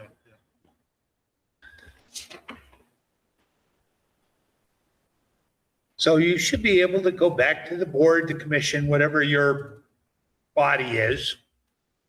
You know what we're looking for. Somehow, there must be some way that they can come up with something to come back and make some sort of document or commitment or something that we feel familiar with, not but comfortable with, that says that, yes, you may not can do it in 3 years or 5 years, but this is a project you are going to follow through with. Assure us somehow that is the plan. Put an end date on it, 15 years, 10 years, whatever you think it's going to take, and make us feel comfortable that you are going to follow through. I understand that, and I don't see anything wrong with this request. I think it's reasonable, but I have to take it back to my boss. Understood. But if you're going to be budgeting this in January, you don't need this passed, you don't need us to close this tonight. I guess, we need to finish the design. But Commissioner, we cannot, we budget for it and we want to put it out to bid. No, I see what you mean. You're not going to close it tonight, waiting for that type of arrangement. Then we can close it. I mean, we're going to meet again in a month, August 17th. Does that give all of you enough time to take this back and think about it and figure out how to satisfy that? Would it be reasonable to request the commission to send us, maybe Julie, an email, just kind of spelling out how you want it, how we, what's the Springfield Water Sewer Commission, what kind of commitment, or like, what's going to be required of us to send in as an official letter? Yeah. It seems fair to do something that's long-term, and that will work with you. But we just want to make sure we can basically just hash this out at the next meeting instead of, you know, us giving you something, you saying, no, that's not what we're looking for. But if we could get some bullet points or anything, I think comments. that you might consider coming up with your own version that you can meet and proposing it to the commission. 'Cause that's their job is to, like, you know, interpret your notice of intent. This is my intention. This is our intention. Here's how we're going to meet the needs that we have immediately and also protect the resource areas, the functions that are present, which includes wildlife habitat as well as flood control, includes protection of groundwater, as well as erosion protection, you know, all these things, like, and then you say, here's our timeline, and maybe you can ask for a 5-year order of conditions. I guess. It's not, we're limiting this order of conditions. Yeah. We are looking for a long-term commitment, because once they put in this bypass, the pressure is off on them to go back and finish the job and make that connection to the other side of the canal. So are you saying? Because the water's already relieved, you know, their infrastructure is protected already. We want that cross connection to the other side of the canal, and which is the motivation to get that done will be gone. Makes sense to issue an emergency certification to get this done? Because how do you issue? No, that doesn't make any difference. We want to know that they'll go back and finish the job later. You know, if it needs 5 years, 10 years, what's the scope of their long-term planning? You know, we want a commitment. If they say that we will get it done in 20 years, that's how much time. We may get it done sooner, but we need at least 20 years to finish this project. They put it, you know, let's get a commitment so that we can say, okay, your 20 years is come and gone. You haven't done anything. You've made no progress towards getting this done. Now we have the means to go back and force them to finish the job. How do you do that? Well, that's for the attorneys to figure out. But we want to protect that. We want that cross connection restored. So in this scenario, there's an order of conditions that's recorded on the deed, and then there's a. That's going to be for this work. I don't think we're arguing, we're really not arguing about this work. We're arguing about getting the job finished, which is that complete long-term cross connection to the other side, which is what we're fixing to begin with. I mean, do you understand? We want to hold your feet to the fire in that we're not going to say that you have to do this in 2 years or 3 years or 5 years. You tell us what you think you can manage. Okay. Yeah, your worst case scenario, how long is it going to take? And then, commit to it. Okay, just want to make sure we're clear. I'll just say this back. So I think what you're looking for is a timed commitment in a letter. But I also heard from other commissioner that it was more of a working with you. So I just want to make sure we're clear on which. Well, we are which working one with is you. it. That's how we're working with you. Okay, so it's a time. We're not saying you have to have this done, by 2030. Yeah. How much time do you actually need? How much? Yes, we understand that other emergencies come up and you've got to prioritize. But at some point, you've got to say, no, we've got this, we've got to get it done. You can only push it to the back burner for so long before it has to come to the front. Now this is the top priority. We got to get it done. Oh, I completely understand where you're coming from. So we want to know what the time frame is for that. Okay, so you would like David, am I wrong? I think you're right. That's the part where we're working with you.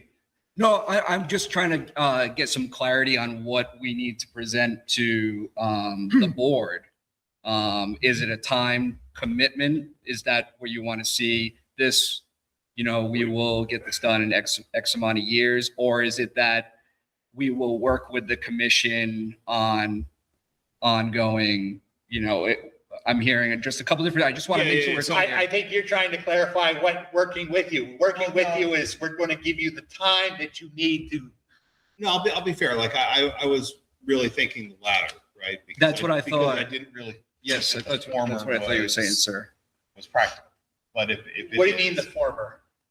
the idea of like hey, we're going to get it done in 20 years, and if it's not completed in 20 years, it triggers maybe- action or maybe- something like that, right? Maybe right now they're thinking we're going to try to get this done in 10 years, but we can't promise 10 years because other projects happen. You know, so that's where, you know, what's their worst case scenario? What is that line that we will commit to that no matter what happens, we're going to get it done? I'd like to see some research on potential grant monies. Well, I mean, As Julie brought up, and if that comes up, it'll be for that could shorten the time frame to getting it done. Yeah. But And so, I mean, I think if you could come back at our next meeting with some ideas about how to get the money to do it, what does your board of directors say? What grant funding is available? How much would that cost? I mean, how much will they provide? And obviously, if they get grant money, they're going to be able to do this a whole lot sooner, in which case we're all happy. yeah, Commissioners, I like the idea of working together. I mean, honestly, the way I see it, we're all the same side of the fence. We care about the environment, and this is what we do in all our careers from a different angle. I was hoping that, working with you and not losing sight on the repair of the full culvert repair, the pipe, the old culvert repair. But, maybe if we build this and, we can also monitor its performance, you guys would come out, with us or like on your own, just check it out, see how it's working. And based on that, we can also say, well, either this is not working, like we need this done in like 5 years, or it's working fine. You guys have more time, maybe 10 years, 15 years, whatever it is. Just something to that sort where we kind of monitor the whole area, monitor the performance of this not culvert. But then keep an eye on the big picture, which is the old culvert, and then maybe help the commission say, look, hey, you guys, this could last 1 to 10 years without any detrimental condition. And on my end, I'm going to run it with our boss, our executive director, and, of course, our attorneys and the board of commissioners, because, I know my boss we're kind of on the same wavelength. We don't want to make a promise that we cannot keep. When we make a promise, it's going to be kept. And so much challenges are on the way. I appreciate you saying, okay, give us 20 years and maybe you can do it sooner. That's a very reasonable request. But I want to make sure that whatever promise we make, it's going to get done. And I understand, that's why, how much time do you need to go back to the commission, the Water and Sewer Commission? I assume that's a board that meets periodically. They meet every month, Commissioner. I'm not sure about August.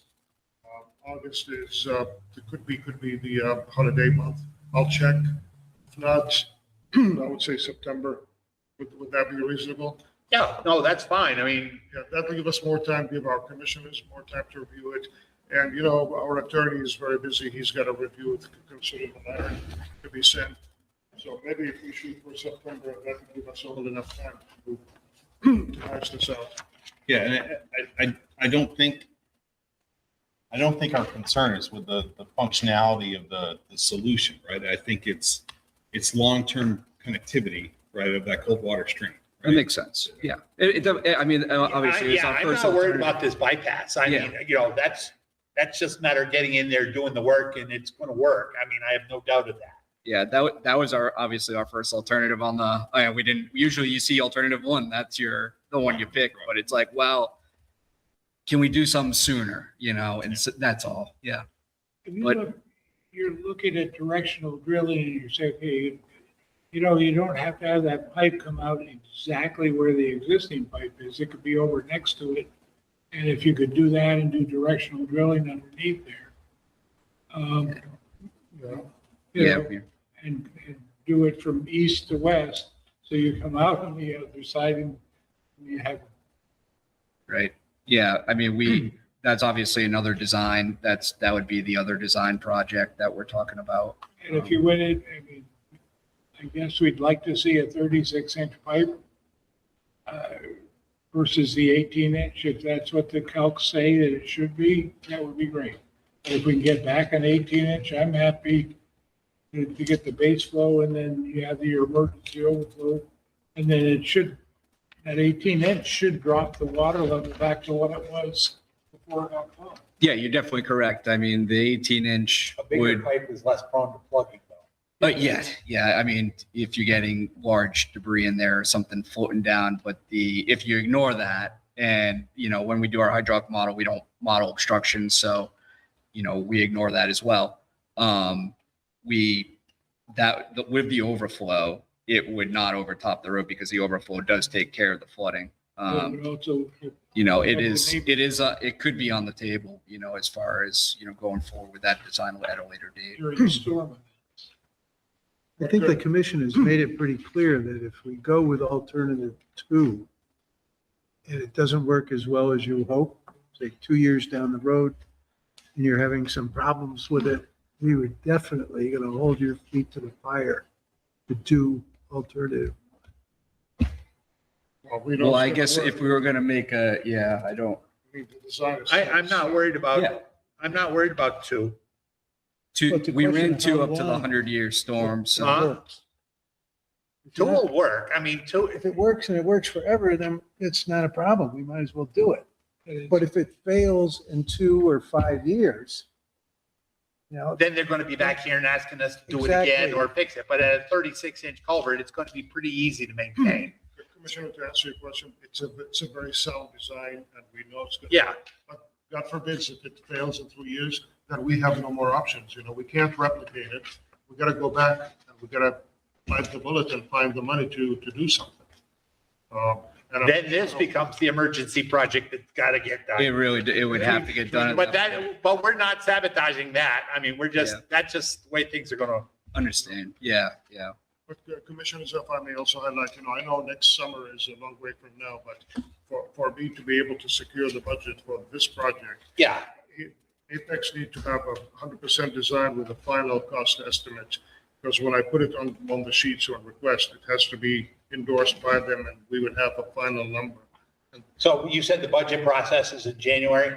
Usually January. So, yeah, this hearing is not going to stretch till January, I assure you. You'll be able to have this ready to go to budget in January. I'm not worried about that. I mean, I personally am not. But we know Apex did a lot of hydraulic modeling. This project was born out of a lot of effort, a lot of studies before we kind of adopted this approach. So I'm pretty sure, we trust Apex. They're very good engineers, and we know it's going to work. Yeah. But, we live in an imperfect world, and we try to get as close as possible to perfection. But like Commissioner David said, if it fails, now we have no other solutions. And we hope the commission would help us with the permitting to get that work done, because it's going to be very impactful on the wetland and on the street. What you're proposing, your alternative 2, I think will work to protect your interests. Yeah. It doesn't do anything for our long-term. And our long-term interest is the way. And so, I think you've got some time to look into alternative funding. So when we come back in, whether it's August or September, probably September. Yeah, that's not a problem. We can extend it to August and we can extend it. We'll Yeah. ask for a You continuance. just let somebody in the office know, and we'll just continue it till September if that's what you need. And just to be clear, I think we're good on the letter of commitment. Is that the only thing you're asking for at this time? Or what? I just want to be clear on when we come back. When did the thing go into natural heritage? It did come back to. We just It's already come back. it literally just got it back today. Okay. Yeah. I didn't see it, but We okay. have no adverse Okay. under wetlands, and also its condition under MESA, which means you have to do a turtle survey as you're doing the work. Right. Time of year limitation. Yep. We've done a bunch of Did you those. have to do that for the initial? No, because we did it under an emergency condition.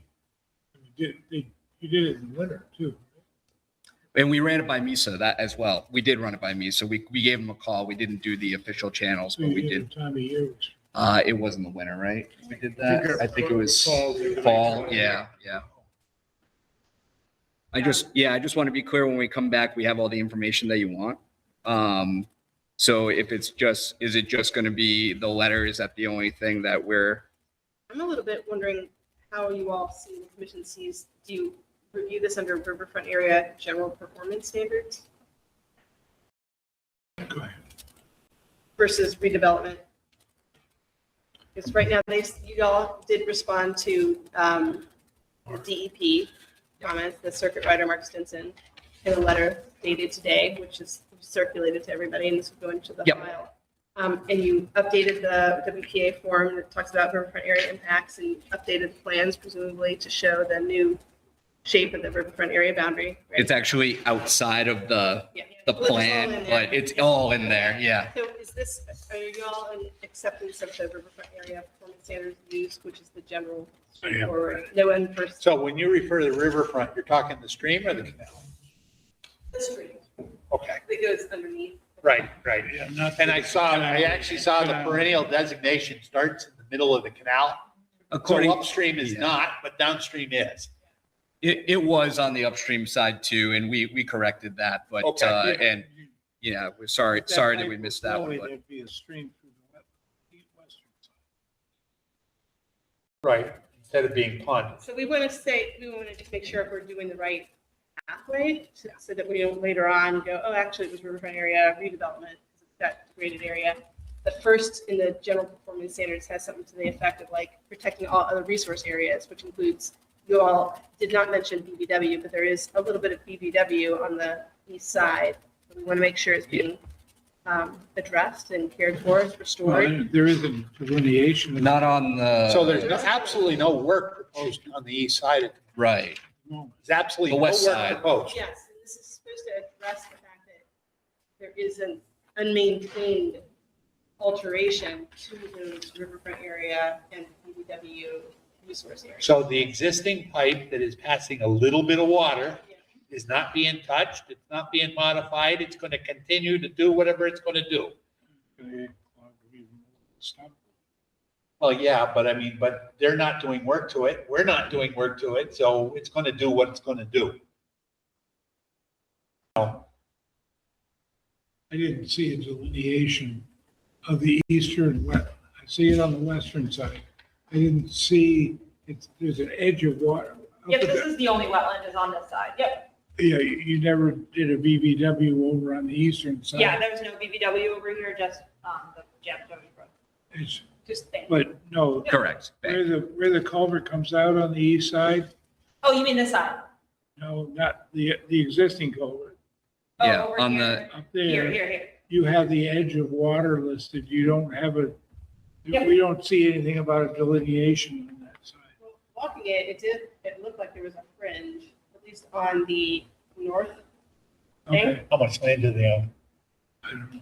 Either one. How, do you have property lines? On the plan, yes. Yeah, Where? this dash line right here is the property. You all, Right here. Can we bring it closer? sure. Got it. Yeah, this is the property line. Where is the culvert come out? Comes out right here. So off the property. Yep, off the property, and there might be some wetlands on this north side, but it is. So the culvert daylights off properties. So is that a delineation of This is the, the delineation of the Jabish Brook Bank. Yep, of the bank? yep. But that's not Jabish Brook. Well, This is. Right. It's a branch. It's a tributary, Yes. and it's perennial, so it's a, Yep. so it's an unnamed tributary. so it is, it is riverfront from that. Yes. Yep, yeah, the whole Yeah, project that's limits are within. confusing me, 'cause it's not Jabish Brook. part of the system. It's just a tributary to it. Yeah. Jabish Brook is Should call it a main stream. is a quarter mile downstream or more. For right or wrong, we always refer to it as the brook. So, Right. But it's not the Jabish. no. No. Okay. Does anybody else have anything else for tonight?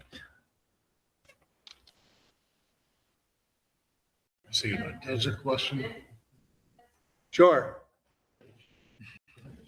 My name is Hannah Eisenstein. I live at 277 Mill Valley Road. Could you? Yeah, get to a mic. All right. Please. We could skip. My name is Hannah Eisenstein. I live at 277 Mill Valley Road. I've lived there for 8 years, and I live right in front of Jabish Brook, actual Jabish Brook. I walk the canal trails nearly every day for 8 years, so I know it very, very well. I'm not an engineer, so I have no idea what you guys are talking about. But my concern is, you didn't really touch on the National Heritage, the Endangered Species Program. I'm not sure if you've been in touch with them. So, yeah, we were I've- just discussing that. They've already responded. Okay, but I would like to know what that is because I've seen tons of wildlife there, including spotted turtle, which is no longer endangered, but I've seen wood turtles, which are on the list.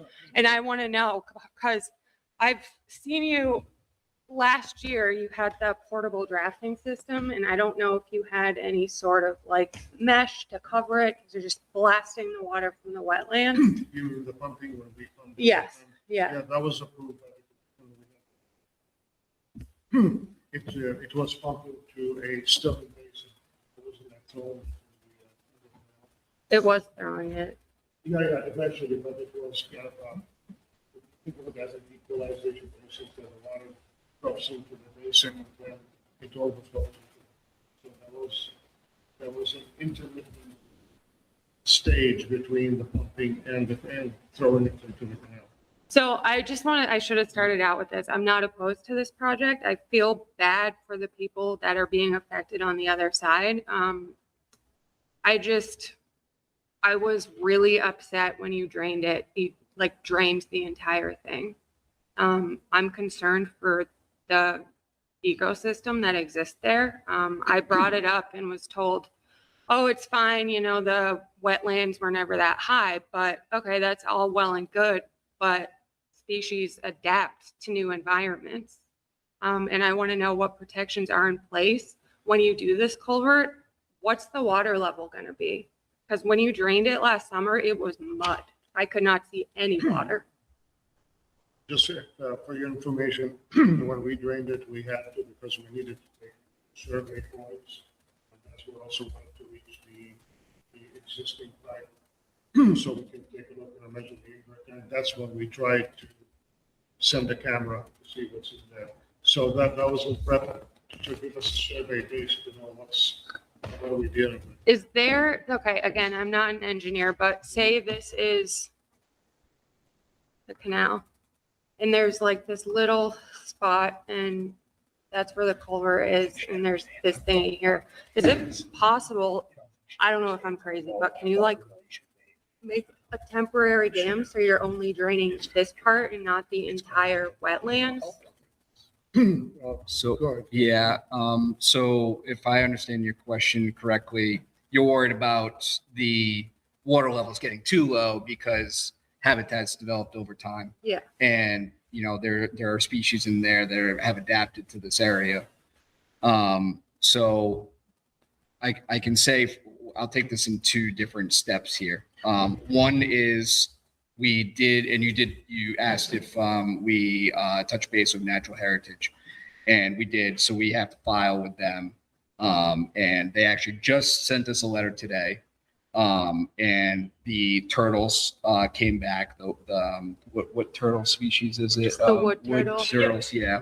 And I have an email that I don't know if you guys know. yeah, they came back and, you know, that's, we forwarded that to the commission. I think the commission had it from Natural Heritage as of today. Just came back because they have a certain time to respond I to have it. not forwarded that to the commission. Yeah, we just got it. Yeah. And it's attached to each. of your So, packages. so they basically put a special condition in their statement saying we need to protect the turtles during our construction project. Okay. What we typically do for that is put a fence up around the area. Yeah. And we have a scientist come out and do a sweep of the area and make sure there's no turtles in the construction area. And then every day, the workers, before they start anything up or move anything, they have to look over the entire area.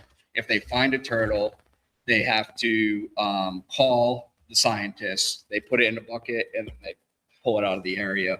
That's during construction. After construction, they put the area back up, and it's basically they didn't say there was anything wrong with doing the project as a long-term solution, just as a short-term. Now, as far as the water levels go, this will take down the water levels, but not all the way. This specific project that we're doing will take down the water levels approximately 5 feet, 4 to 5 feet from the top of the road.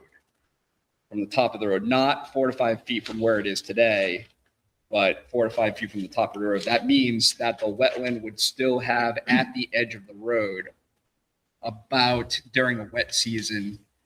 It could be at the culvert there. There's a culvert there and a stream there, which if that was restored, that wetland would go back and dry. It would go back to its existing conditions. There would be no water in there.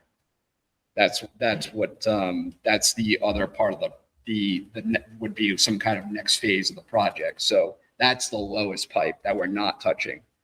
If that was replaced, then that would go back to looking more like a stream and not a wetland on a daily basis. Okay, but how many feet did you drain last summer? Because it was gone. Yeah, we did it under emergency condition with the commission, the commission here, and we had to contact endangered species. I believe we just contacted them because we were losing the entire canal. It was washing out the entire roadway, which would have put all that silt into it was just like something. What can we get done? Like tomorrow, we need pumps out here. We're just gonna try and open this thing up as best we can, and then we took out the pumps after a certain amount of time once we got approval. The biggest concern, right, when they were Yeah. doing the work, last time was trying to do a slower drawdown, right, to give time for the mobile wildlife to at least be able to move out of the area and stuff. Mm-hmm. Doesn't mean everything gets saved, right? But we're dealing with a situation where, like I said, they were having serious infrastructure issues. There was flooding upstream and stuff. So But they said it wasn't like in anyone's house. It was just going in on their property, or was there actual property damage inside their I don't know houses? what which you guys are familiar with the extent of the flooding problems to budding landowners, if it was causing damage to building houses or. Well, like beaver dams, these things are all long-term temporary. We had people that were very concerned about it. I mean, the historical water levels go down to the culvert that's there that's plugged. I mean, once that culvert is ultimately fixed, that's where the water level is going to be. Yeah, and it's 8 feet low. Yep. But it has been. Right. So it won't be as low as As it was. last at the summer. drawdown. Right. Okay. Right. But it All won't right. be as high. If it's working right, it will not be as high. As it the was road. Like in those. Right. Yeah. Okay. Yeah, because And I've it seen wouldn't it even be flood close. over. Like it shouldn't even be close. We it should be like I don't know, off a top of road, like how far down it would be on an average. It's 5 feet. It would be 5 feet from the Yeah. top of the But road. if- And then there's still to the culvert that's even below that we're talking about that's blocked. That's another 5 feet down. So that means there's still going And to that's the historic level. Yeah. Right. And that's ultimately the goal, is get it back to that. So the overall surface area of wetland is going to be reduced on the other side of this project, but part of it is because like in an unimpeded system, right, it would be much more of a riparian stream habitat than more of an open marsh swamp system. It's too bad. That's open. I mean, do. If you look at the vegetation over there, it's all dead trees because it was a wooded swamp, which means that the water table was down much lower. Because the trees can tolerate, in a wooded swamp, they can tolerate 60 to 90 days of flooding. And beyond that, it kills them. Right, but when some things die, other things flourish, and that's my concern. You know, like I said, I walk there every day, not recently because I just had a hip surgery, but I've fallen in love with that place, and I see all sorts of wildlife in that marsh. And I do want to point out that you said you were planning to do the work in the summer, and that's when wood turtles are most active. And the picture of the wood turtle that I sent to the state, to National Heritage, it's not in color, but it was covered in duckweed. And the only place that has duckweed is in the marsh. And it was right where you're planning to do the work. And again, I'm not against this. I know it needs to be done. I've seen it flood. But I just want to make sure that you are working with a biologist, a herpetologist, and that there's going to be some sort of accountability. My understanding is you guys are going to have to develop a wood turtle management plan, right? That goes back to natural heritage. Correct. For construction purposes, yes. So there will be a staff heritage biologist that reviews the plan and stuff. And these are, they come up pretty often in some of these wetland system things and stuff. So, I mean, it's really cool that they're actually those kind of turtles using those areas and stuff, right? Yeah. It highlights how important We the need- system I have so many turtles that come to my yard and lay eggs, and it's an honor. So we need to rein this in. We still got more on our agenda. Okay, can I just say one more thing? Real quick, Please. please.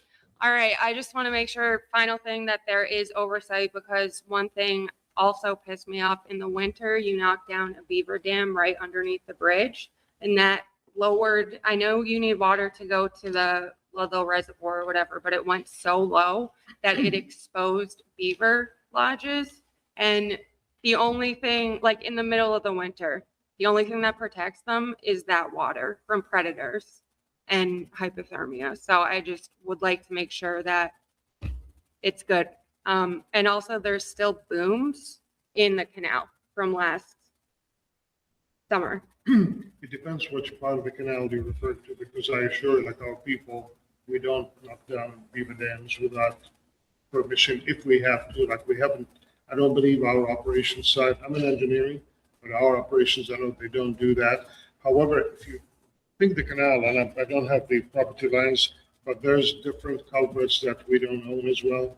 I know we coordinate with the town of Belchertown or Lebanon. Yeah. Well, it's right under the old bridge, and there is heavy machinery equipment, and it was dead winter, and I was seeing beavers there all the time. And when it was lowered, their lodges were exposed, and I didn't see them. I will check with our operators. Okay.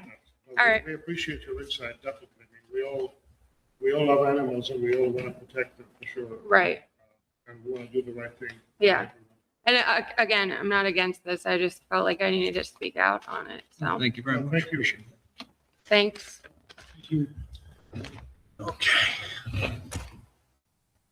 Are we all set? Hopefully. Thank you. Everybody's all set? What, to move on to the next step? Everybody's got everything they need? I think so. We're going to come, Frank is going to go back and talk with his board, and we'll see what we can provide. I don't want to speak for Frank because he's the. No, you're correct. So we'll keep it on the agenda for August, but if we are not there. Just let them know and we'll just automatically continue it. That's easy enough. Yeah. Yeah. Okay. Okay, so I move we continue the applicant's provision for the August 17th. Yes. Second. Any discussion? Before we leave, I want to thank the commission for your patience, for working with us and for the insight. We'll be back. We appreciate it. Very good. We look forward to it. Yeah, thank you. Thank you. You have a good night. Good night. All in favor, continuing to August 17th? Aye. Any opposed? Unanimous. Thank you, gentlemen.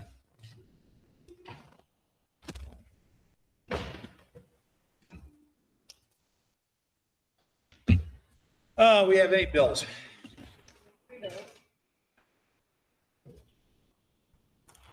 Get those started around now. And while we're doing that, does anybody have gotten a chance to look at the minutes? Yes. Did you want to, is there anything else you were holding people up for? Do you want to talk about them first? Or? Well, Yeah. okay, I started the minutes. How are we on minutes? I'm fine. I guess I was just curious why those 2 dates were. The Why those two February, so I'm gonna try to keep current as well as working on old ones. Okay. So the February ones are random because I had started them back in March and finally got. Fair, totally fair. And the I'm gonna most try to recent watch one those is just the days. most recent one. Yes. All right.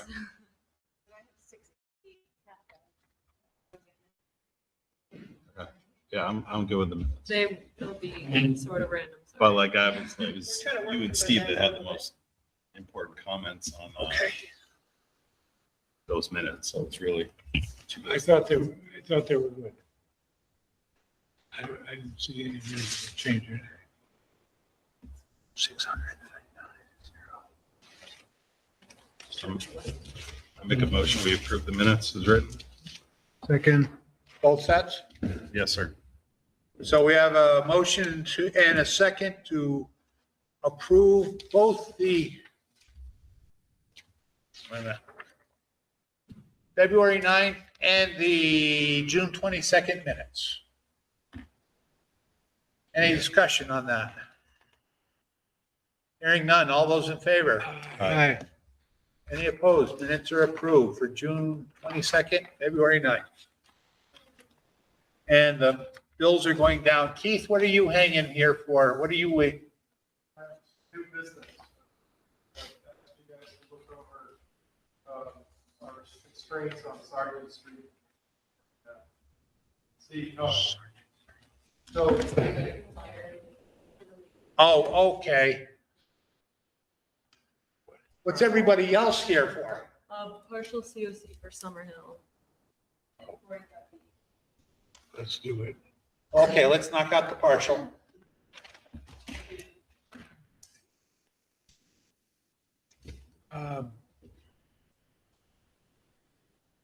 I don't even see it. Oh, there it is. I move we issue a partial Yes. for this one. We're done.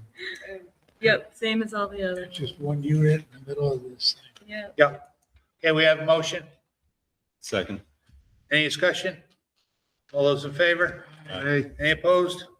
Passes unanimously for the partial of 111-45B. I will mail it. Let's move on to the top. Are you? Get to you in a minute. Yeah. What are you here for?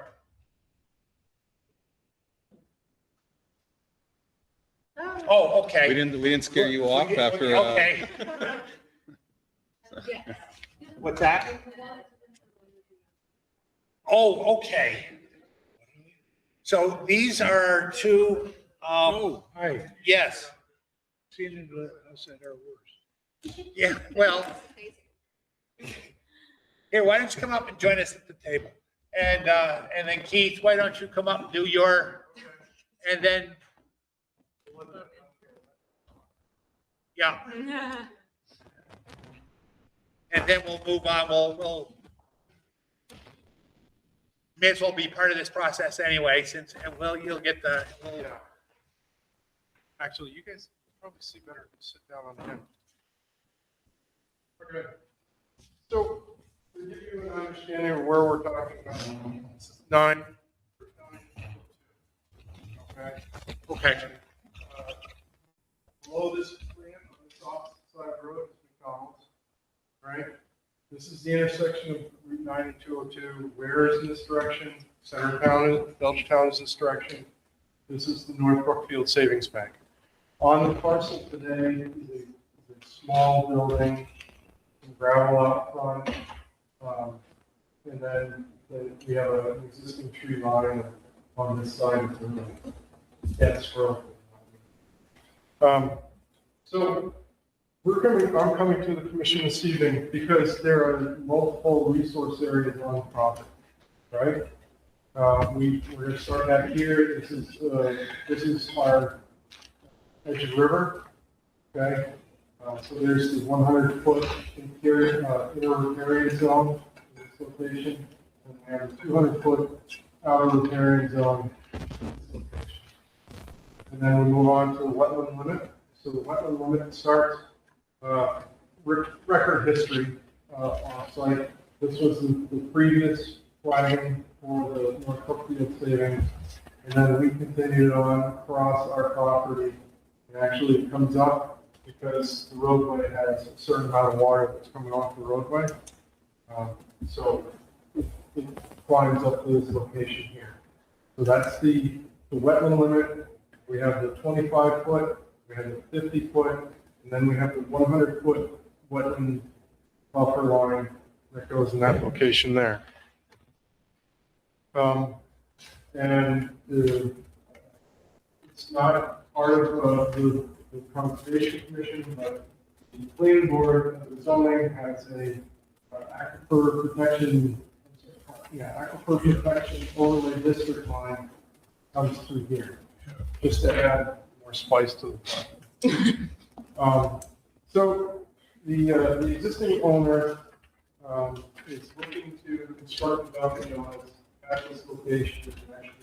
So we're going to have 3 in town? No. Get rid of this one over here. Get rid of the other Federal Street one. Yeah. So we've gone through a few different iterations, and we have. That's for the partial. The constraints of the wetlands. We have a 20-foot setback, and a 50-foot setback. And then this aquifer protection district limits the amount of this area that I'm allowed to put inside this section of the project. So our present proposal that we would bring to the commission would be this. The intention is a driveway. We have this smallest building that Dunkin' Donuts will allow to be constructed, 50 feet by depth. But so the idea is you come around the building, you make your order somewhere back here, and then you pick up out front. Now, the real reason why we're here is because in order to get this project permitted, not only are we dealing with the riverfront and everything, but the Skyline law speaks of, regulations speak of, very limited work to be done within 50, the 25 to the 50, and then no work to the 0 to 25. So I'm looking for an understanding of how you would consider applying the town's regulations to this project, right? I've had prior dealings where we're just not allowed, right? And so I guess the question to the board would be, is there an allowance for us to do a structural wall, because the road is higher than wetlands? We would do a structural wall. We would have to, do the pavement. Obviously, all of our stormwater would be collected and managed and allowed to discharge. We could potentially use this area behind the wall for our stormwater to the extent it's available to us. But, this, when we started seeing this, previously we felt that the wetlands were going to be out here on a conceptual basis from whatever some previous review. But when we had it fully flagged, here it is. So now, you guys can discuss any part of this you want, but I felt that we had to come and get a preliminary thought process on what would you expect to see from our. So where's your 25 again, please? This one here. That's a 25, 25 off the way. and the next one out is the 50. So you definitely are proposing work inside the 50. Oh, yeah. And is there an alternative analysis that you've already Well, I mean, we So could have shown up with, this is a historic lot, right? So this was created prior to '07. I would say that if I know that lot's existed my entire life. the town records say that this was built 18 something.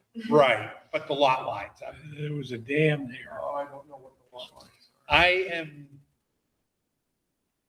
you're gonna have to document it, but you're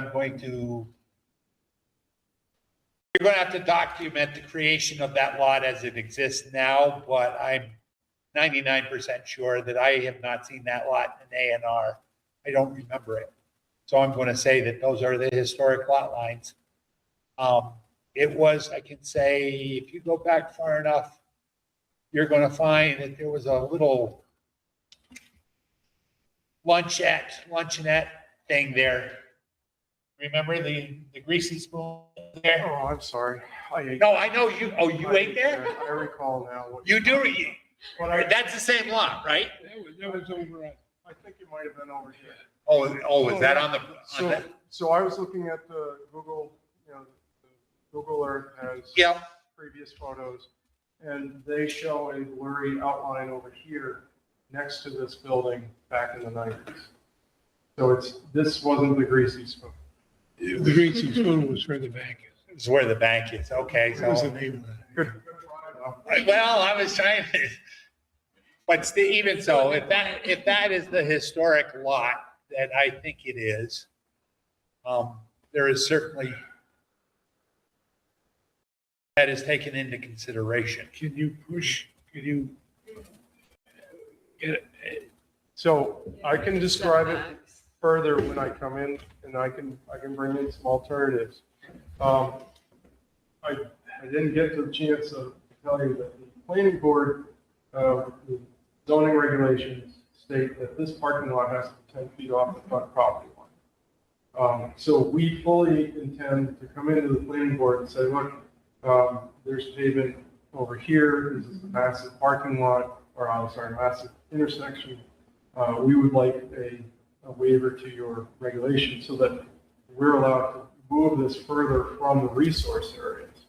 So, I mean, we're already dedicated to trying to make this as small as possible. I do understand we'll come in with a different, with a few different layouts to show the alternatives. But,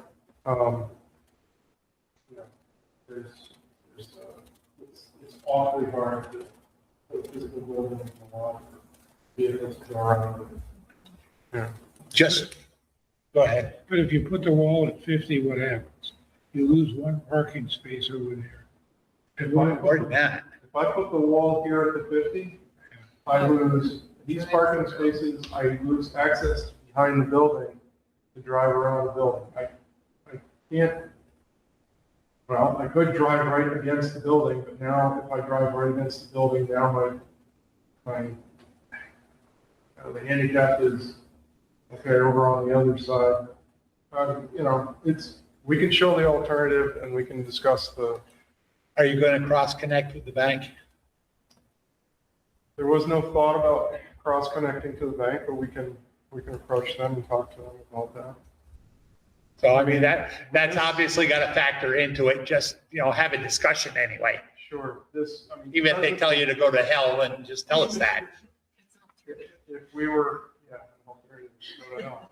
Well, I mean, but still, we know you've explored it. If they don't allow us to connect through, then, there would be a retaining wall here because their land slopes down. Right. Their And I'm just asking, not that it affects this, but you've talked, do you need to talk to Mass Highway? That is, so you got, the commission and Mass Highway are the critical path. Yeah. We didn't want to bother Mass Highway if you looked at this and said, I don't know why you would even bother coming. You know what I mean? So that's Mass Highway is the next discussion. We do, for your thought process, we do feel that Mass Highway would either be, okay with it or happier with it because we can say we're taking the issue of vehicles, starting to pile out into 9 over here. We would literally take it over here. But in the present location, they have the ability for maybe 4 or 5 vehicles. I can just, not to throw a wrench into this, but I can see them saying they don't want left turns in that parking lot from Route 9. I can see them saying that. Yeah. Heading towards where I can say you're not going to get to turn left. I can see them saying that. And I'm not trying to throw a wrench in this. I'm just. Well, when I come back, I'll let you know. But I mean, my argument is there's a low amount of traffic in this direction. We have a very long queue because as I understand, it's not really the order board. It's the actual where they're passing the food out into the vehicle. That's the biggest delay. That's the big blockage. So we would have 15 cars stacked up there before they would have to send them around the park somewhere else, wait. So anyways, I appreciate your input about. So just let me, Ed, so you're saying since the lot was created before, Well, since the current version of the regulations, if this lot existed in its current configuration, yes, this is a new use, this is redevelopment, or however you wish to look at it, but they didn't create a lot with hardships built in. Yeah. So, I mean, they're taking an existing lot that pre-existed 2007. But there's other considerations too. I mean, as opposed to Lake Drive where they had just been in front of us and we had already given them the move. I don't remember any prior filings on this particular lot. Huh? Just before us. When he says that, he means they came 10, 15 years ago. They had just been here. Well, 2019. We had already, huh? Talking about the dock, though. At that point. Was that the dock? I thought the building was 208. No, I thought the dock was like 23 or 20. Oh, it was 16? Oh, it was 10 years ago? Okay. we don't. Okay. See how it works? Well, I'm sorry, Keith. I have CRS. No, it's okay. You plan on being here until you're not allowed to get out of bed. I understand. I'm already there. When I make a commitment to something, I don't walk away from it. That's good. All right, well, it's a late night. I'm not here to. No. And I personally very much appreciate this, getting our feedback, getting our input. Yeah, we're going to beat you up on it. I guarantee it. But I personally feel differently about this because this lot that I know of doesn't have any history with us, any prior filings. It's going to be extremely challenging because you do have an ORW right behind it. You've got wetland lines, you got riparian lines, you got, buffer, you got the 100-foot, all the offsets. But I mean, like you said, it's just documenting the alternatives analysis. I mean, that's the biggest thing, right? But I mean, the other alternative is something that didn't require so much use. Mm. Space. Yeah, but it's already a small building. Like, I mean, it's like there's not much commercial, aside from abandoning all commercial venture there. They're going for the smallest possible building they can, right? Yeah. No, it hasn't happened. What, do they have a minimum requirement for parking spaces? So the Dunkin' Donuts is not worried about parking. They don't have an issue with parking. The town says, They need enough to stack cars for the drive-through. Well- They anticipate their biggest business is the drive-through. Yeah, that's what Dunkin' Donuts is concerned about, is stacking the vehicles, because they have an existing issue, they have the experience. The town of Belchertown zoning bylaw says if you have so many employees, you have to have parking, you have so many seats in the eating area. And so this meets the town zoning bylaw.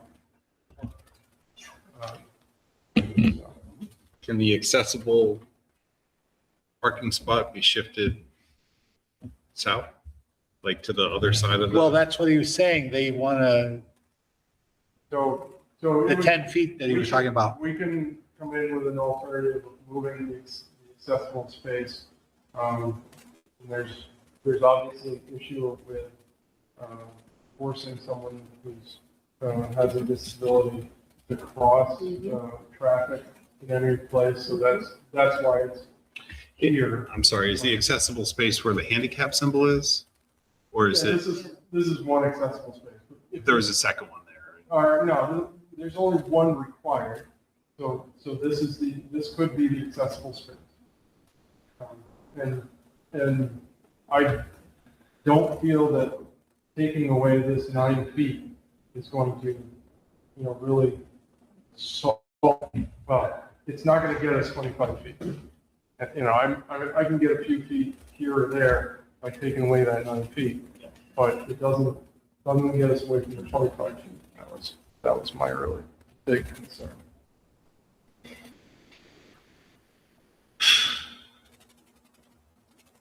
To be determined. So I feel that the commission is willing to look at alternatives and, is not flat no, working within 25 to 50 or placing pavement within 25 to 50. So I have a question. Yes, sir. So you have an infiltration area as a basin or closed So above that? if we, There. this is just an outfall. If we were able to use this as an open basin, then we would utilize that. If we have to put everything under pavement, we'll work on going under pavement. Being outside the 50 back here, I had the thought that, we could actually utilize that space. I mean, Well, that's what I'm thinking too. this is true. The issue is that I can't put in pavement back here. This line, How does the permeable pavement fit into that? I can speak with. I don't know. That's why I'm asking. I really don't know. Did you say use permeable pavement? I'm asking a question.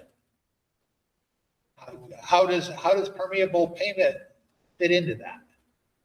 Well, I mean, you are in the, let's see, you're inside, no, you're between the 100 and the 200 there. so this is the 200. Right. Rivers You're area. inside the 200.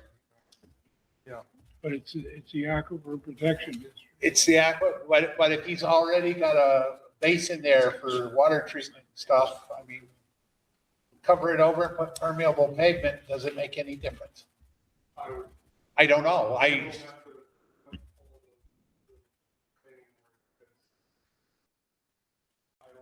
I don't know. That's,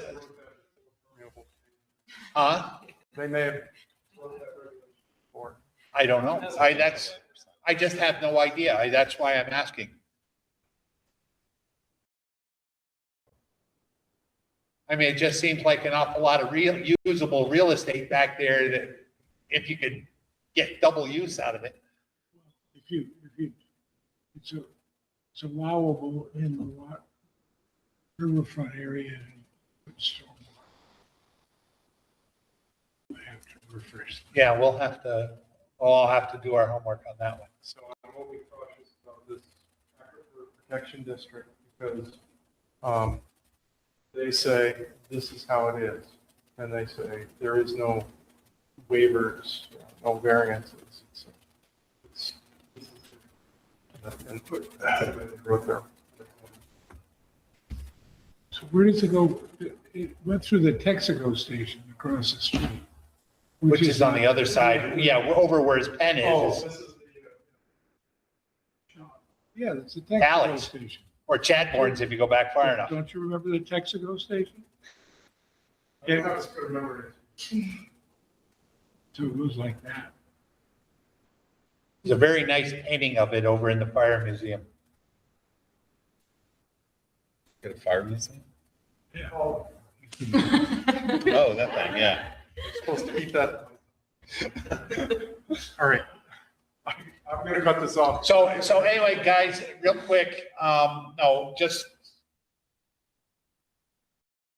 Does anybody have a major showstopper of his doing work inside the 50? I don't like it, but I feel like you're running through the list of options. It's the best we can ask for. So I guess what I'm hearing is that do your homework and really exhaust every possible scenario of why nothing else works.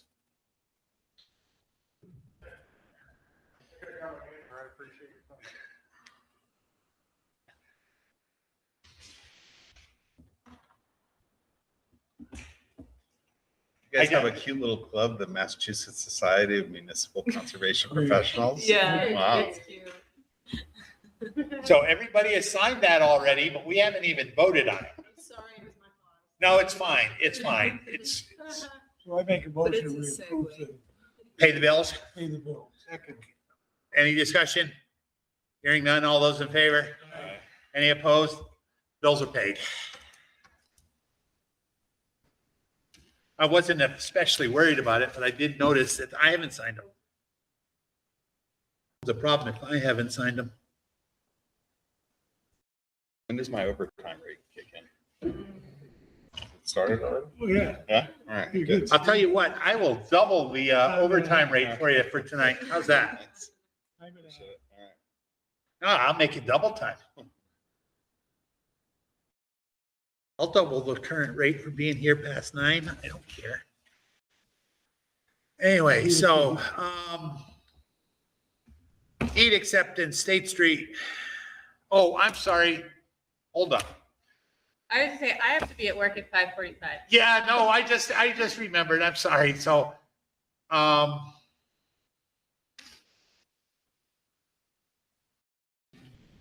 Well, you met up.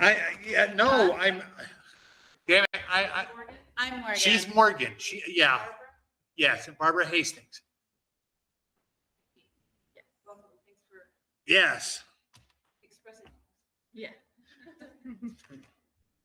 So both of these individuals have expressed an interest and we invited them both here to learn a little, so we can learn a little bit about you and you can learn about a little bit of what we do here and how we work. Well, I want to say that tonight is not typical, but actually for the last 3 months, it hasn't been typical of what we I do. would say I've always gotten out by now. Like, Most nights, yes. Yeah. And even tonight, I thought it was going to be a simple night, but I didn't count on, well, Yeah. I didn't count on that. I didn't expect it. So, do you have any questions for us, either one of you? Not particularly. I have been on the other side of the conservation. I work for the Department of Agriculture at the Natural Resources Conservation Service, which some of you may be familiar with. So I used to work, I actually covered all of Western Massachusetts. So I've worked on dam removal projects and wetland restoration projects, putting in manure storage. So I have been to conservation commissions, meetings in different towns, presenting our agency's work. I no longer do that kind of thing, but I am a soil scientist. I primarily do wetland determinations for the Department of Agriculture specifically. It is not the same thing that the state does at all. Yeah, I do a lot of other conservation related work as well, and have it's just a general interest of mine, which is why I went into the career I went into. I've lived in town for a few years now and have thought about starting to get more involved in the town's conscom, and saw that there was an associate member available. I have a small child, so I cannot make those meetings in person, which is why Julie suggested that the associate member might be a better option for me. So I am. So that would be wonderful. I mean, yes, I do remember that you said typically making our meetings would be challenging at best. Yeah. But, there's plenty of other stuff, site visits and stuff, which can be done during the day. Mm-hmm. They go out during the day. You could go out with them and then you can kind of learn what we do. And if you have insights and input, you can email the rest of us. Although we won't email you back. No, we can't because it's a violation of the open meeting law. But, but certainly things like that, we'd love to have you participate in that way. And of course, dealing with Stephanie and Julie, would be certainly a wonderful thing. And if that's what you can do and you want to do it, we'd be glad to have you. It would be interesting. Of course, obviously, I would have to, if anything does come up from my agency, I would be able to comment at all, both from your ethics side of things and from Right. my ethics. Yeah, no, we understand how that works. Yeah, it's not very often that our projects have to go to the Congress. So I don't think that would be you. But like I said, I do have to be at work before 6 tomorrow. So if there are any other questions, I'm happy to answer them. But otherwise, okay, no, I think we're good. Thank you. Yeah, thank you for coming. I will be in Colorado next month, but I will try and come in September. And if I can't be here in person, I'll join virtually. So, but Okay. also probably be in touch with you. If you want to become an official member of as an associate, let them know. Okay. And I will make the recommendation to the selectmen, Awesome. to the board, and get you appointed, and make it official. All right. Sounds good. All right. Well, I will see y'all, Julie. I'll be in touch. Thank you. Nice to meet you. Yeah. Y'all too. Well, Now it's your turn. it's my turn. Yes, and I've been interested in natural resource conservation for many years, and I have a small farm in Belchertown. So I've been on the other end of things with developing our farm. We sought out the expertise of the Conservation Commission here in Belchertown back when we were starting 20 years ago. And when we developed our farm, we actually sought the technical assistance before we did anything. And it worked out really well. We've done stormwater runoff mitigation on our place, and we've worked with the Natural Resource Conservation Commission too for our soil surveys that we've done on our farm. And so I'm just really interested, and I just really am very passionate about environmental issues and having the information available to people and to learn more about that as well.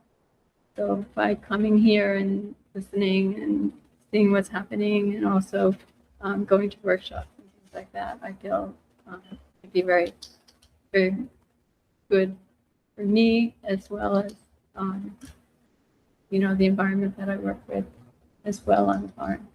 So that's why I'm interested.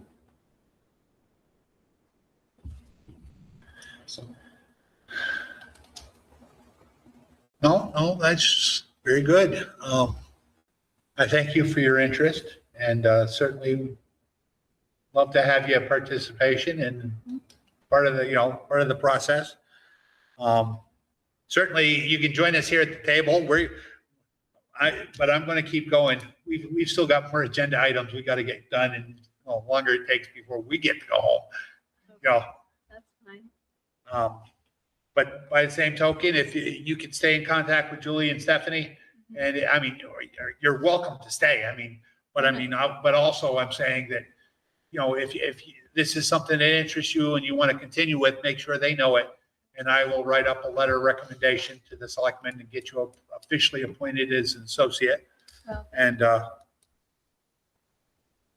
we can do that. And, I think if I recall, your schedule had more flexibility. I think you could actually attend the meetings.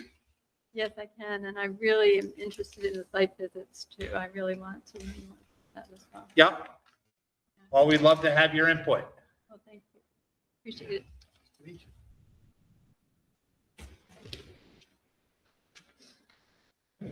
Okay, back to State Street.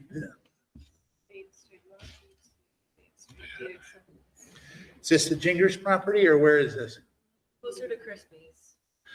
They're dividing that triangle. So it's not an acceptance. Well, so it's an A&R. No, we already did that. Not last meeting, one before. So this is an acceptance of the cutout lot. Yes, so. So we've accepted it once, now we're going to accept it again as a cutout lot. Standard letter. No. The DDIC wants to give up the town, us, this little fraction. This isn't the lot that's next to Crispy's, or this is like a little The fragment? next, yeah, so the current lot that's next to Crispy's got cut almost in half. They want to give us the little end triangle further down. And they, Oh, the part they can't use? yes. Is there a, Why did they do that? is there a benefit to us to accept it? Does it give us access to anything? Mm, And yes, that the become portion part of the You know trail might what? be on it. I'm going to tell you right now, I don't know why they did this. They should have left it in there. They think that is sellable. This is sellable. So that's the one that So they yes, have, we do want this triangle because it does have the trail on it. it doesn't have the trail. This is the trail. And if It does. they develop this one, they have to relocate the trail. Yes. So, The so, trail is on this whole, so we're accepting this? yes, That one or this B2. one? And will that go along with into Lake Wallace property? Yes. It's all connected. But that isn't under us, so why are we accepting? Well, no, Lake Wallace already is. No, It's it's not. not. Not compound. It's a, It's the town, but it's. This is it. Yeah. Lake Wallace does not on the GIS, does not say Concom? No, I didn't do any deed research, because but we some res- Then we can do the CR. We don't have to farm that out to Kestrel. If our name's not on the deed, Oh, and we can hold this one. then we can hold the CR To what? to Lake Wallace instead of Kestrel. No, I mean, half the issue to this is why is Kestrel getting, well, you already know that as a side. They monitor it. They do the yearly. Yeah, but, so the whole hangup on this was Kestrel had to hold the CR because we had our name on Lake Wallace. But if our name is not on Lake Wallace, Yeah. why are we giving away the CR? I don't know anything about this. Yeah, because remember, there was a CR that already existed but never got filed. The CR was already written, drafted, accepted, voted, everything. Except it sat in there, no reflection on you guys. It sat in there and never got filed in Northampton, never got recorded.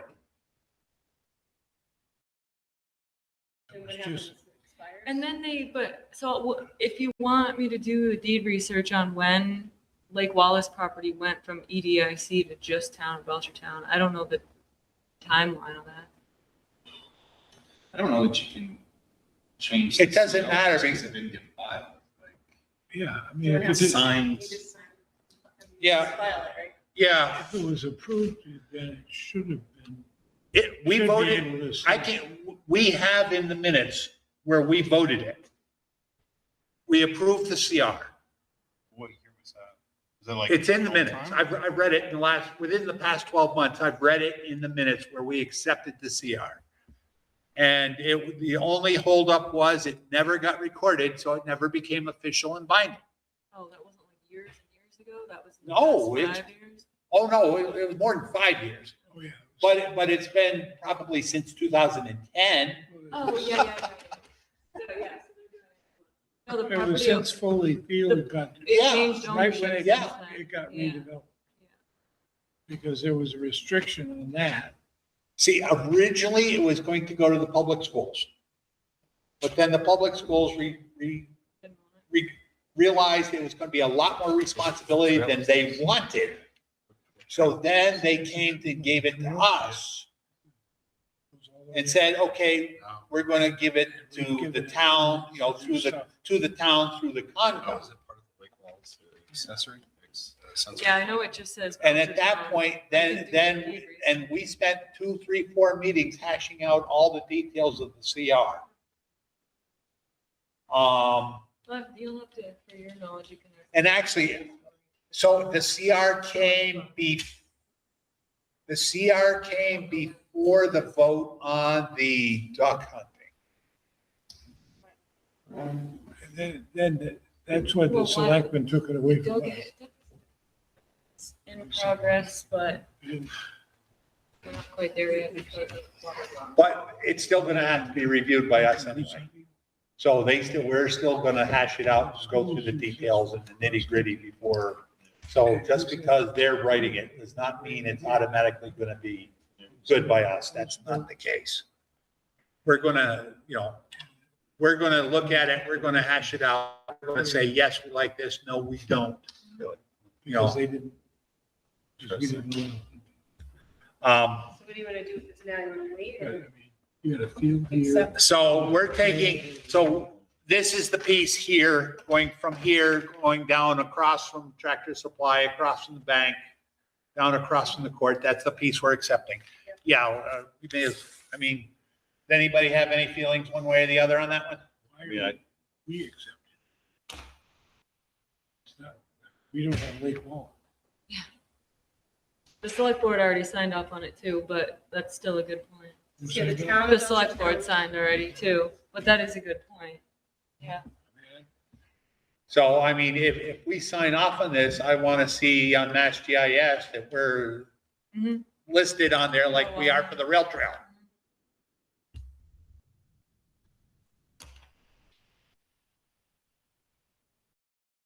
Say why we're signing off. You, Right, they could have chose to just give it to the Town town, of the select Belchertown. board, and Right. not involve us, yeah. Well, we do control the land down at Gingris's, I think. over I here. think, Yes. yeah. Yeah, oh, this, That will include wait a this minute, parcel we're- while A bring it. yes, this piece here. Our name's already on this piece. Yeah. That's But the that was biggest- purchased, that wasn't part of the state's. No, that was Gingras. Which, There's their, that's the, this lot got cut out of that. that's where the house is. Yes, The tennis court. and this lot too. So both of these were part of that. So all of this was all part of this one bigger piece. So this piece is ours. When did they sign this? A week or two ago. July 6th.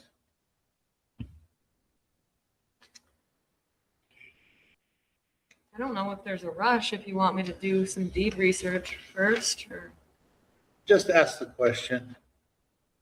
why us and not just the town. Yeah, I mean, so if our name truly does not appear on Lake Wallace, why are we getting this little sliver I can double if we're check. not if we're not, you know, I'll double check. So. what- I mean, if we had, yeah, this would consolidate our holdings if we had control of Lake Wallace, but we don't. Well, when you guys are saying Lake Wallace, does the Lake Wallace Trail fall under our authority, or is it under rec, like, because And as far as all the filings, but Rec manages it. Yeah. They have an order of conditions from us to build it, Who's the owner? but just the town is the landowner. I mean, I guess for consistency and decision making and that sort of thing, I would bin it in the same way that it is for other aspects of that trail. Mhm. Just because otherwise you're injecting multiple, Which we've already had a problem with. A lot of people, a lot of like too many apartments fingers have in their the pot, hand in right? Lake Like, Wallace, yeah. yeah,